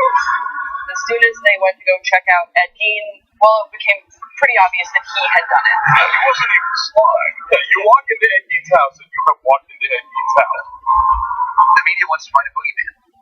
At the end of the day, they want to find an answer that they can pin something on, even if it's not the most accurate or correct. I absolutely think that the parents are hiding something. Right. Something's not adding up about their story. The Anchorage Police Department said that her lifestyle left a lot to be desired. Even though they interviewed Robert Hansen, they still were like, you're a slum. Statistically, we've all met someone who's murdered someone. It's murder with friends. Don't be scared. You're among friends.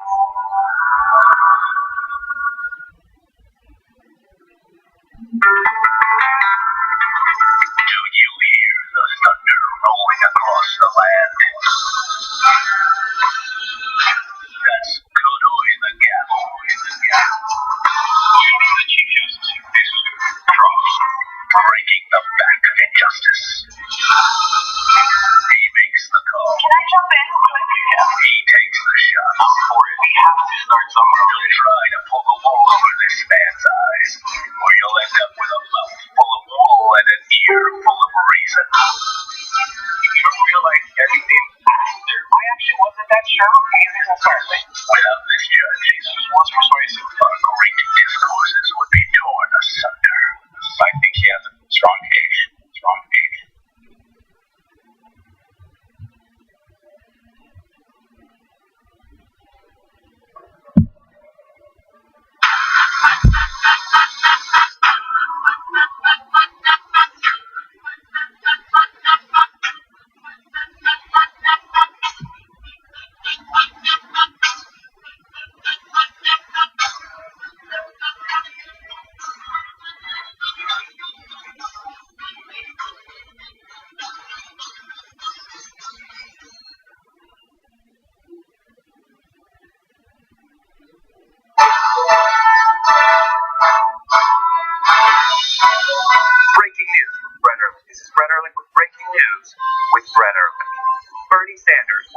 break Wall Street, and he wants to break it real bad.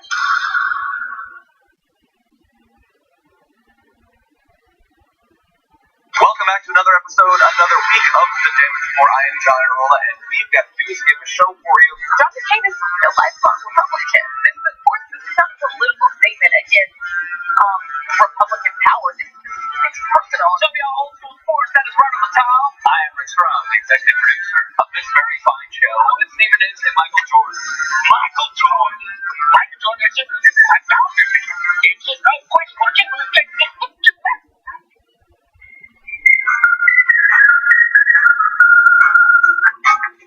TYT Jen Ganana with you guys. Time for just one quick tweet here. Jeremy Kohler says, I'm a progressive and I've gotten timeouts on Twitter for using quote-unquote bad words toward right-wing politicians. Twitter is not victimizing service. They just want to cry and cry until someone gives them the attention that they so desperately crave. So it's the same standard. They don't have a different standard. Oh, you're progressive. Go ahead and attack politicians with bad words. No, of course that doesn't exist. All right, anyway. And Jeremy, I can't believe you used bad words. It's naughty. Okay, all right.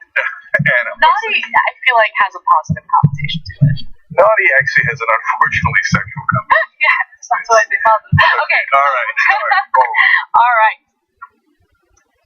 Betsy DeVos has been the victim of vandals. They have vandalized her $40 million yacht. Now, the $40 million yacht is not the only yacht she has. By the way, let's just stop for a second. $40 million for a boat. Like, I know yachts are expensive. I'm not an idiot. But, like,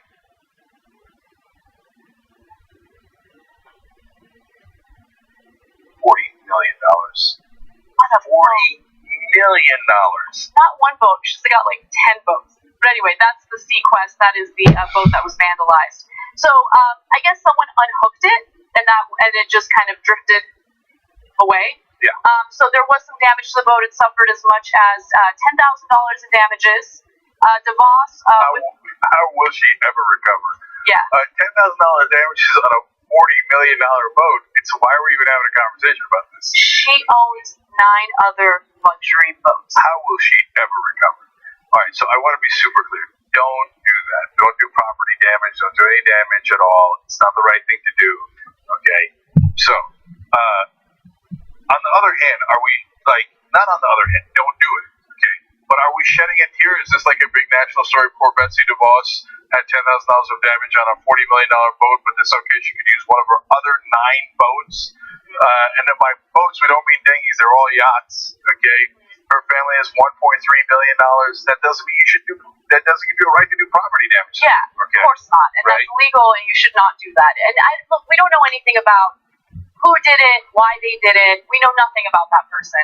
So authorities are trying to look for a suspect. They're reviewing surveillance if there is any. So hopefully they do find the person who did it, because that's not right. But wow, $40 million. Like, can I have some of that money? Just laugh. No. You see that? They just want to take the money. Look, all I want is $1.5 million. Okay, and by the way, that sounds like a lot of money, right? But $1.5 million will buy you a 1,500 square foot home in Los Angeles. So, like, that's all I want. That's all she wants. That's all I want. That's all. Okay. No, in all seriousness, though, guys, look, nobody wants to just take rich people's money and just give it to random people. Okay, that's I do. No, I'm just kidding. I don't. I'm kidding. So that's the stereotype that they put out there, right? So what do we want? So in a world where some people have 10 boats, some of which are $40 million, when we say, hey, can we have education for everybody's kids so that they can have equality of opportunity, not equality of results. Everybody doesn't get $40 million boats. We get that. Of course. I can't believe we have to even clarify that. But the world is filled with so many right-wing lies, right? So, but in a world where there's this level of income inequality, is it fair to say, hey, maybe the estate tax should be a little bit higher? And maybe the corporate taxes should not have been brought down so much that it costs us trillions of dollars, which not only destroys our deficit, but doesn't allow us to fund things that would help all Americans. Maybe, is it okay to fight for a higher minimum wage for people who are working really, really hard to actually put food on the table for their family? But they say no. They say no. And what they just did, and it's real, they just gave a tax cut that is now valued at $1.9 trillion, the majority of which goes to the rich. The top 1%, the people like Betsy DeVos who have 9 or 10 different votes and they can't keep track, on average, they all got $61,000 tax cut every single year. The DeVosses got way more than that. Millions upon millions of dollars in extra tax cuts that they didn't need. Then they turn around and say, no, we don't have any money left. We don't have money left for Medicare for all, which, by the way, actually saves you money, so that makes no sense. We don't have money for your kids' education. Can't do college for all. But wait a minute, you actually could do that with way less money than the tax cut that you just gave the DeVosses. So it is a choice. They made a choice to give it to the people with yachts and not to give it to the average American. And it's not a matter of results. All we're looking for is opportunity. And they're denying us that too, because they just don't have enough yachts. Okay, alright, we're out of time, guys. We got a lot of great Rebel headquarters and a great post game for you guys coming up. Bye-bye.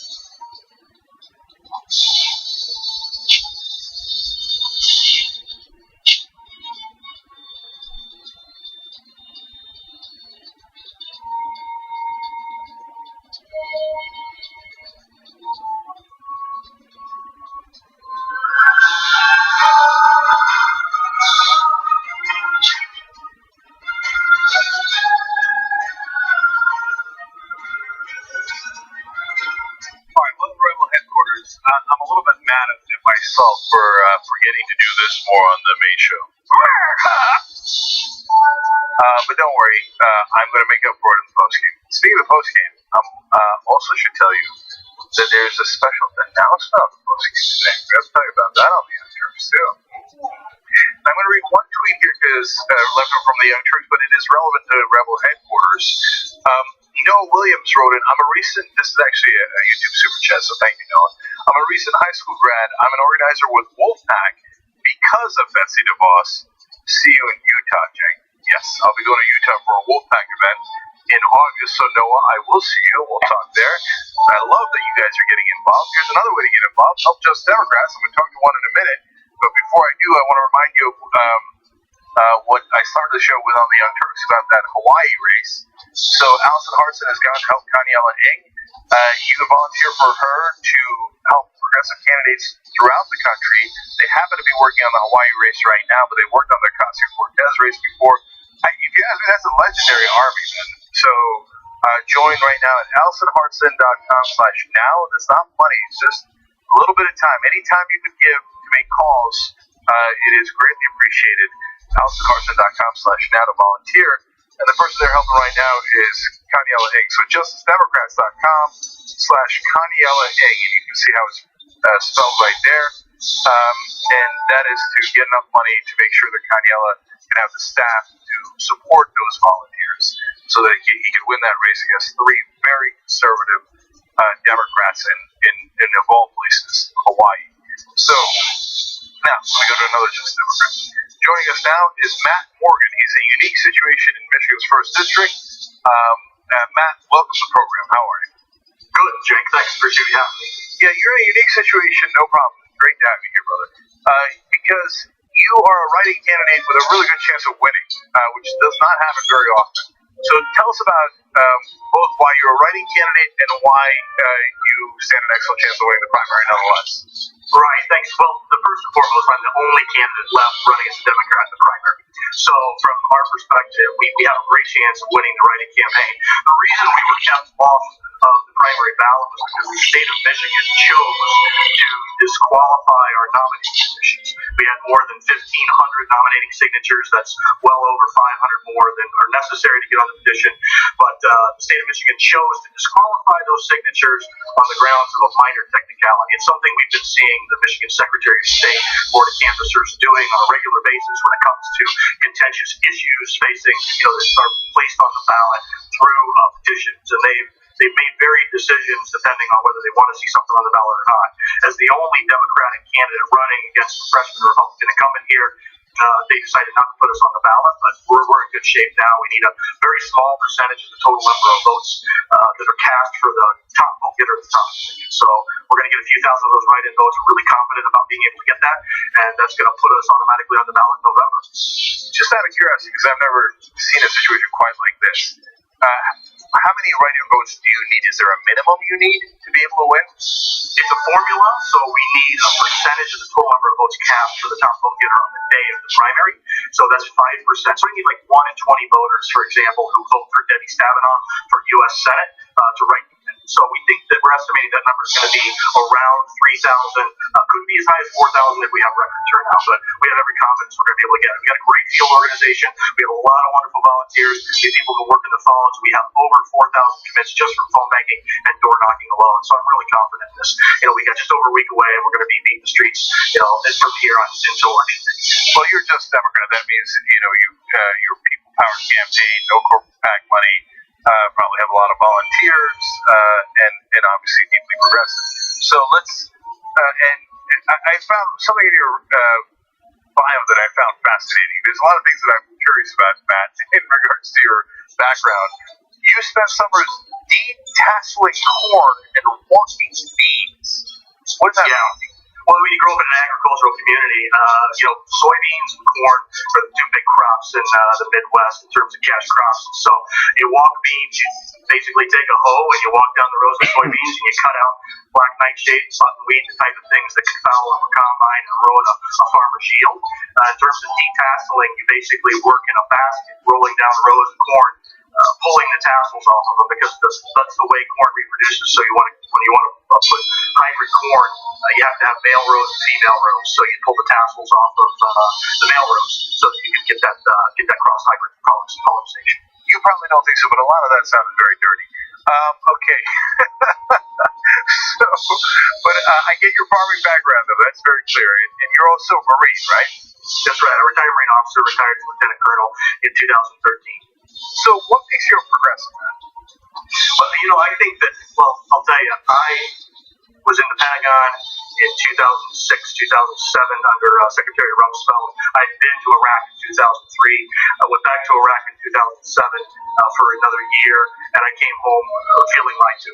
And it really changed my whole outlook. And my wife and I both worked very hard for Barack Obama in 2008. She was actually a leader in Blue Star Families for Obama. So that's what made me different.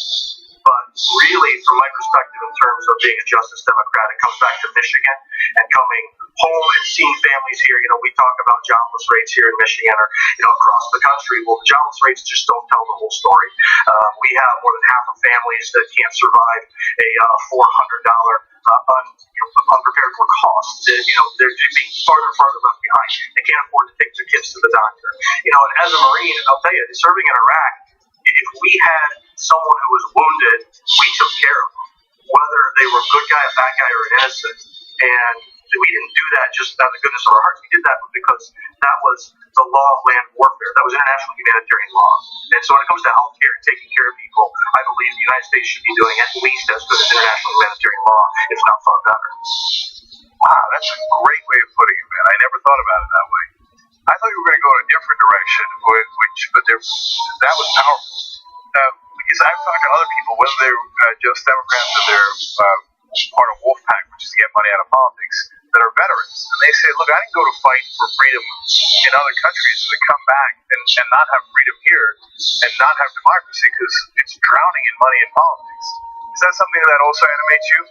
Absolutely. We're, in addition to being a Justice Democrat, we're endorsed by Citizens United. It's something we absolutely have to do. I mean, I live here in the state of Betsy DeVos. The incumbent has taken tens of thousands of dollars in individual contributions just from the DeVos family. I'm very proud of the fact that what we've accomplished is building a strong campaign. Over the cycle, we've raised nearly $800,000, almost purely on individual contributions, small dollar donors, and that's allowed us to compete directly with a freshman incumbent Republican who takes tens of thousands of dollars in PAC money to the point that we actually even outraised that freshman incumbent over 2 quarters. And for the entire cycle, in terms of individual contribution, we've outraised him almost 7 to 1. Man, there are guys like Matt across the country. I don't know how in the world you guys raise $800,000 from small donors in a district like Michigan 1, where, basically written off by the Democratic Party, and you found a way to coalesce. And by the way, Michigan, the progressives of Michigan are unbelievable. You guys are the best organizers in the country. I mean, in every bracket I've seen, it's amazing. I don't know what's in the water. Well, I do know what's in the water. It's really bad. But that's what maybe motivates you guys. Okay, but let's talk about one other thing that's a high priority for you, which is infrastructure. So, what's your plans for that, Matt? Well, one of the things that, we're talking about money, the only PAC money I've taken is from organized labor. We're talking about ironworkers, pipe fitters, laborers, operating engineers, and these are men and women who are ready to get back to work. And we have, the infrastructure in northern Michigan is crumbling, and it's not just roads and bridges. We've also got a serious issue as it relates to internet broadband penetration. We've got these rural communities that are just falling off the grid because they can't get access to the internet. We've seen the model in the past of the New Deal and rural electrification. Gives us a model to get internet out to these affected communities. The government's just willing to partner and invest in that. It's the only way we're going to be able to continue to educate our kids, attracting businesses, keep the businesses we have. But one of the key pieces that I want to point to is a piece of critical national infrastructure, and that's called the Sault Locks in Sault Ste. Marie, right on the St. Mary's waterway between Lake Superior and Lake Huron. A great deal of commerce, hundreds of millions of dollars passes through those locks on freighters from the mines in the Upper Peninsula of Michigan and Minnesota over through those locks and down into Lake Huron, and coal moves its way back up through to power a lot of power plants there. If those locks were to fail, we'd suffer 11 million jobs lost in Michigan. And that's not my numbers, that's the Department of Homeland Security's number. Those locks were originally authorized to be expanded, repaired in 1986, but Congress hasn't found the money for it ever since then. In fact, Congress just had to pass a reauthorization bill to fund the repair of the locks, which now costs twice as much to repair as it would have then. And I promise you, if Congress were to find the money to fix those locks, you would have every iron worker, laborer, and operator in the Midwest coming up here to work on that project. It'd be a massive job. The problem is Congress hasn't been able to find the money for it because their priorities are messed up. I always point to the fact that the president moved the U.S. Embassy from Tel Aviv to Jerusalem, which was a completely unnecessary and provoking foreign policy decision, which created a $1 billion construction project that will create 0 American jobs. The $1 billion to repair those locks and create thousands of American jobs and repair critical infrastructure that is necessary to keep the U.S. economy functioning. Matt, you're an awesome candidate. So I got to ask you one last thing, and we're out of time here, but real quick. How Republican is this district? It's an R plus what? R plus 6. Oh my God, you're going to be a congressman. So we feel very good about it. We have a no-show freshman congressman who hasn't done anything for the district. He doesn't campaign. He doesn't like to talk to people. So we're out there shaking hands, meeting voters, and we're working our butt off. And it's not going to stop until November. Look, if we got a wave coming, and it's a big, big wave.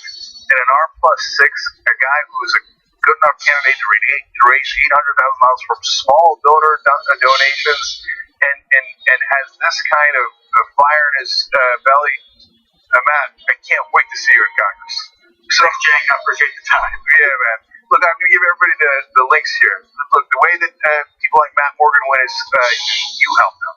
So, MattMorganForMichigan.com. The other guys got corporations on their side. They got big donors on their side. You fight for Matt. Matt's going to fight for you. That's how you volunteer. That's how you donate. We'll have all the links below if you're watching later on YouTube or Facebook. Matt, I'll see you in Washington. Thank you, sir. Appreciate it. All right. Quick break. We'll be right back.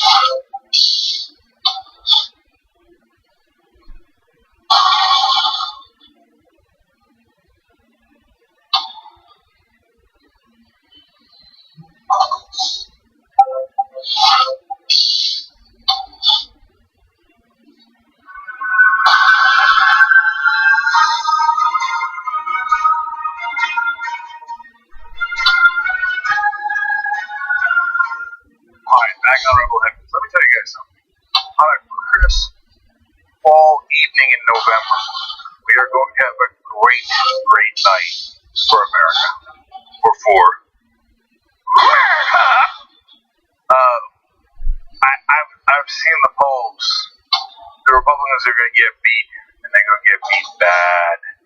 So when you watch Rebel Headquarters, look, when we started, I mean, you want to talk about Rebel Headquarters, and nobody thought that any of these candidates had any chances. We've already shocked the world, and we're going to keep on shocking them. So a lot of these people you're seeing, they're going to Washington. They're going to be your representatives. I've seen the polling, brothers and sisters. So, man, we're in tide's on our side now. Tide goes in, tide goes out. I can't explain that. So, get psyched, man. These candidates that you're seeing, they're wonderful progressives, and a lot of them are going to win. So, now, let's go to the next candidate. We're going to go to Kelly Fryer, running for governor in Arizona. Kelly, welcome to the program. How are you? Hey, I'm good. It's really great to be with you. Great to have you. So, as always, there's a lot of things I find fascinating about your race. You're apparently the invisible candidate, which is already fun. What does that mean? Well, I got into the race about a year after the other two candidates running in the Democratic primary. I got in because I was not hearing the kinds of issues that I care about being talked about. I wasn't. I was feeling really frustrated by how many voices were not being heard. And we have this huge, incredible opportunity this year to create real change in Arizona. And I jumped into the race, and I got to tell you, I mean, my campaign should be the story of the year in Arizona politics for a variety of reasons that I'll go into in just a minute. But the media, the establishment, is really in a lot of ways treating me like I am invisible, like this campaign does not exist. And so I'm so happy to have an opportunity to be here with you today. I've taken off my Casper the Ghost costume, and I'm here in the flesh, a real live candidate making some significant headway in this election. So, Kelly, I've seen this movie before, and you're not alone. So, Allison Hartson in California, you just on every metric crushed, but the press would not cover her. No matter how many small donor donations, no matter how much she beat Dianne Feinstein in these metrics, social media, volunteers, every metric you can name, right? Kaniela Ng in Hawaii, same thing. And Kelly, it's not an accident. The reason they're doing it to you is because whether they know it or not, a lot of the people in the media that are participating in systemic corruption, they reward big corporate money. They say, oh, big money. They raise a lot of big money. So that, okay, we give them a lot of press. But if you don't rely on corporate PAC money and you don't rely on those kind of big donors, then they say, okay, well, then I'm not going to cover you because I'm going to call you illegitimate or I'm going to think it in my head. So I don't know if the people working in the media, I'm sure that if you told them that, they'd be shocked. But they do. They support systemic corruption because they reward it with free media on top of the money that those candidates already get from giant donors. So, but you also say that you were going to represent the invisible constituents. That's right. So who is that? Well, I mean, in our state, we have one of the biggest wealth gaps of any state in the nation.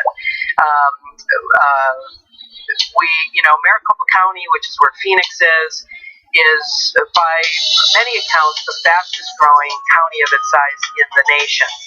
I work in Pima County, which is kind of the second largest county in Arizona, and Pima County is the poorest county of its size in the country. We have just this incredible wealth gap, economic inequity all around our state. I am the CEO of an organization in southern Arizona that works with thousands of low-income immigrant women and families. Lots of the women are victims or survivors of domestic violence. And we help them get jobs and start businesses and kind of get their life on track. And I watch as these women and families work harder than anybody I've ever known in my life. And they are invisible to the current governor and the current state legislature here in Arizona. Our current leadership has just been on a social service slashing rampage for the last decade and more. In the meantime, they cut taxes on the wealthiest people in our state, big corporations, and so we've just got this incredible economic disparity. Our public school system is being slowly but surely, and actually not even so slow anymore, privatized.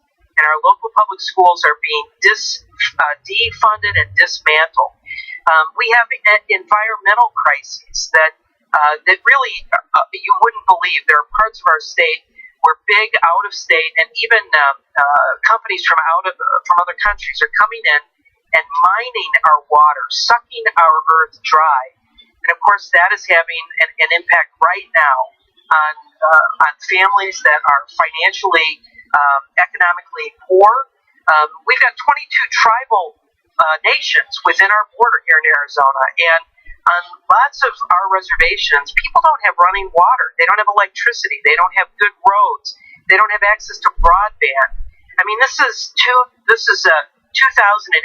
in the United States of America, the wealthiest nation in history, and the kind of inequity that exists here is, impacting people that are invisible to our current leadership. I got into this race because I think that their voices matter, because I think those issues are important, and I think we can solve all those problems if we just have people in government who aren't crooked, and just want to do the right thing for the people of Arizona. Kelly, I'm energized by you. I just saw a documentary about Bobby Kennedy, and you remind me of him a little bit, and I'll tell you why. And look, and it's great. We're in a different environment than I have ever seen in my life covering politics. Before, all there was the corporate guys. Now there's people like you who actually care about, as you call them, the invisible constituents. And Bobby Kennedy, he would do the same thing. He'd go to Native American reservations. He'd go in the middle of big cities. He'd go in the middle of rural areas in Kentucky, and he would actually try to look out for poor people, and they loved him for it. And middle class people, real Americans, we've lost sight of that. We've lost touch with that. And so when candidates like you come by, I think you could make a giant difference. I think you could shock the world. So I want to come back to though the different things that you've done that you think would have merited attention by the press, but they didn't give it to you. Just to fill that out, what are some of those things that so people can get a sense of the context? So my opponents are two of them. They've been in this race for a year or more, longer than I have been. I started campaigning on the 1st of February, and because of my experience and background in community organizations and organizing, my experience as CEO and executive leader of a variety of different kinds of organizations, I was able to put together a really great team, a staff, paid staff, and we created a volunteer network across the state within a handful of weeks. And when we turned in our petition at the end of May to get my name on the ballot, we turned it in with more signatures than any other Democrat running for any other office in the state of Arizona. I mean, it was an extraordinary accomplishment, but we had just 4 months to do this. That's one example. I think it was really telling when I jumped into this race without even asking. Representative Raul Grijalva endorsed my campaign. That was a shocker especially because one of my opponents comes out of the Latino community, and Representative Grijalva didn't endorse either of the other guys. He's been in politics with my second opponent for a long time. Came on and endorsed my campaign. We've had these sort of major milestones throughout this campaign where we've done what nobody thought we could do, and these are the kinds of things that the media here in Arizona is just ignoring. As a matter of fact, the day after I filed all those signatures, the media outlets in Arizona had headlines that said 2 Democrats to face off Doug Ducey this fall, and they didn't mean me. I was a little asterisk in this story.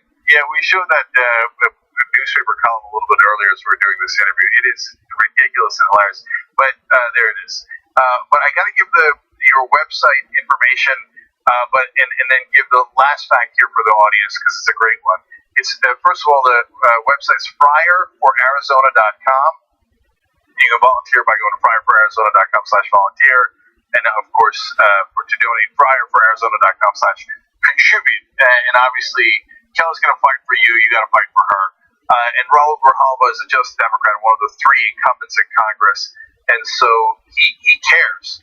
He doesn't take corporate PAC money either, and he cares about fighters who are going to stand up for the average American. But the last fact is, the Republican Governors Association has already started attacking Kelly in ads, and they're saying she's dangerous. Well, goddamn right she is. She's dangerous to them. So, sorry, I know you're a pastor too. That's all right. I think, for as much as the local media here has just been pretending like I don't exist, there's been some really interesting national attention. I'm going to say three words I never thought in my whole life I would say. I'm in Cosmo.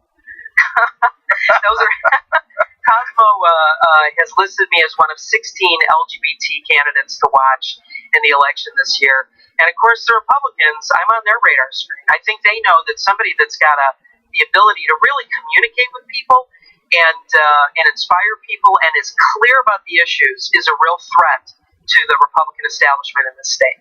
All right, Kelly Fryer, can't wait to see how these elections go. Thank you for joining us. Really appreciate it. Thank you so much. All right, post-game, special announcement on the post-game. tyt.com/join to become a member. We'll see you there.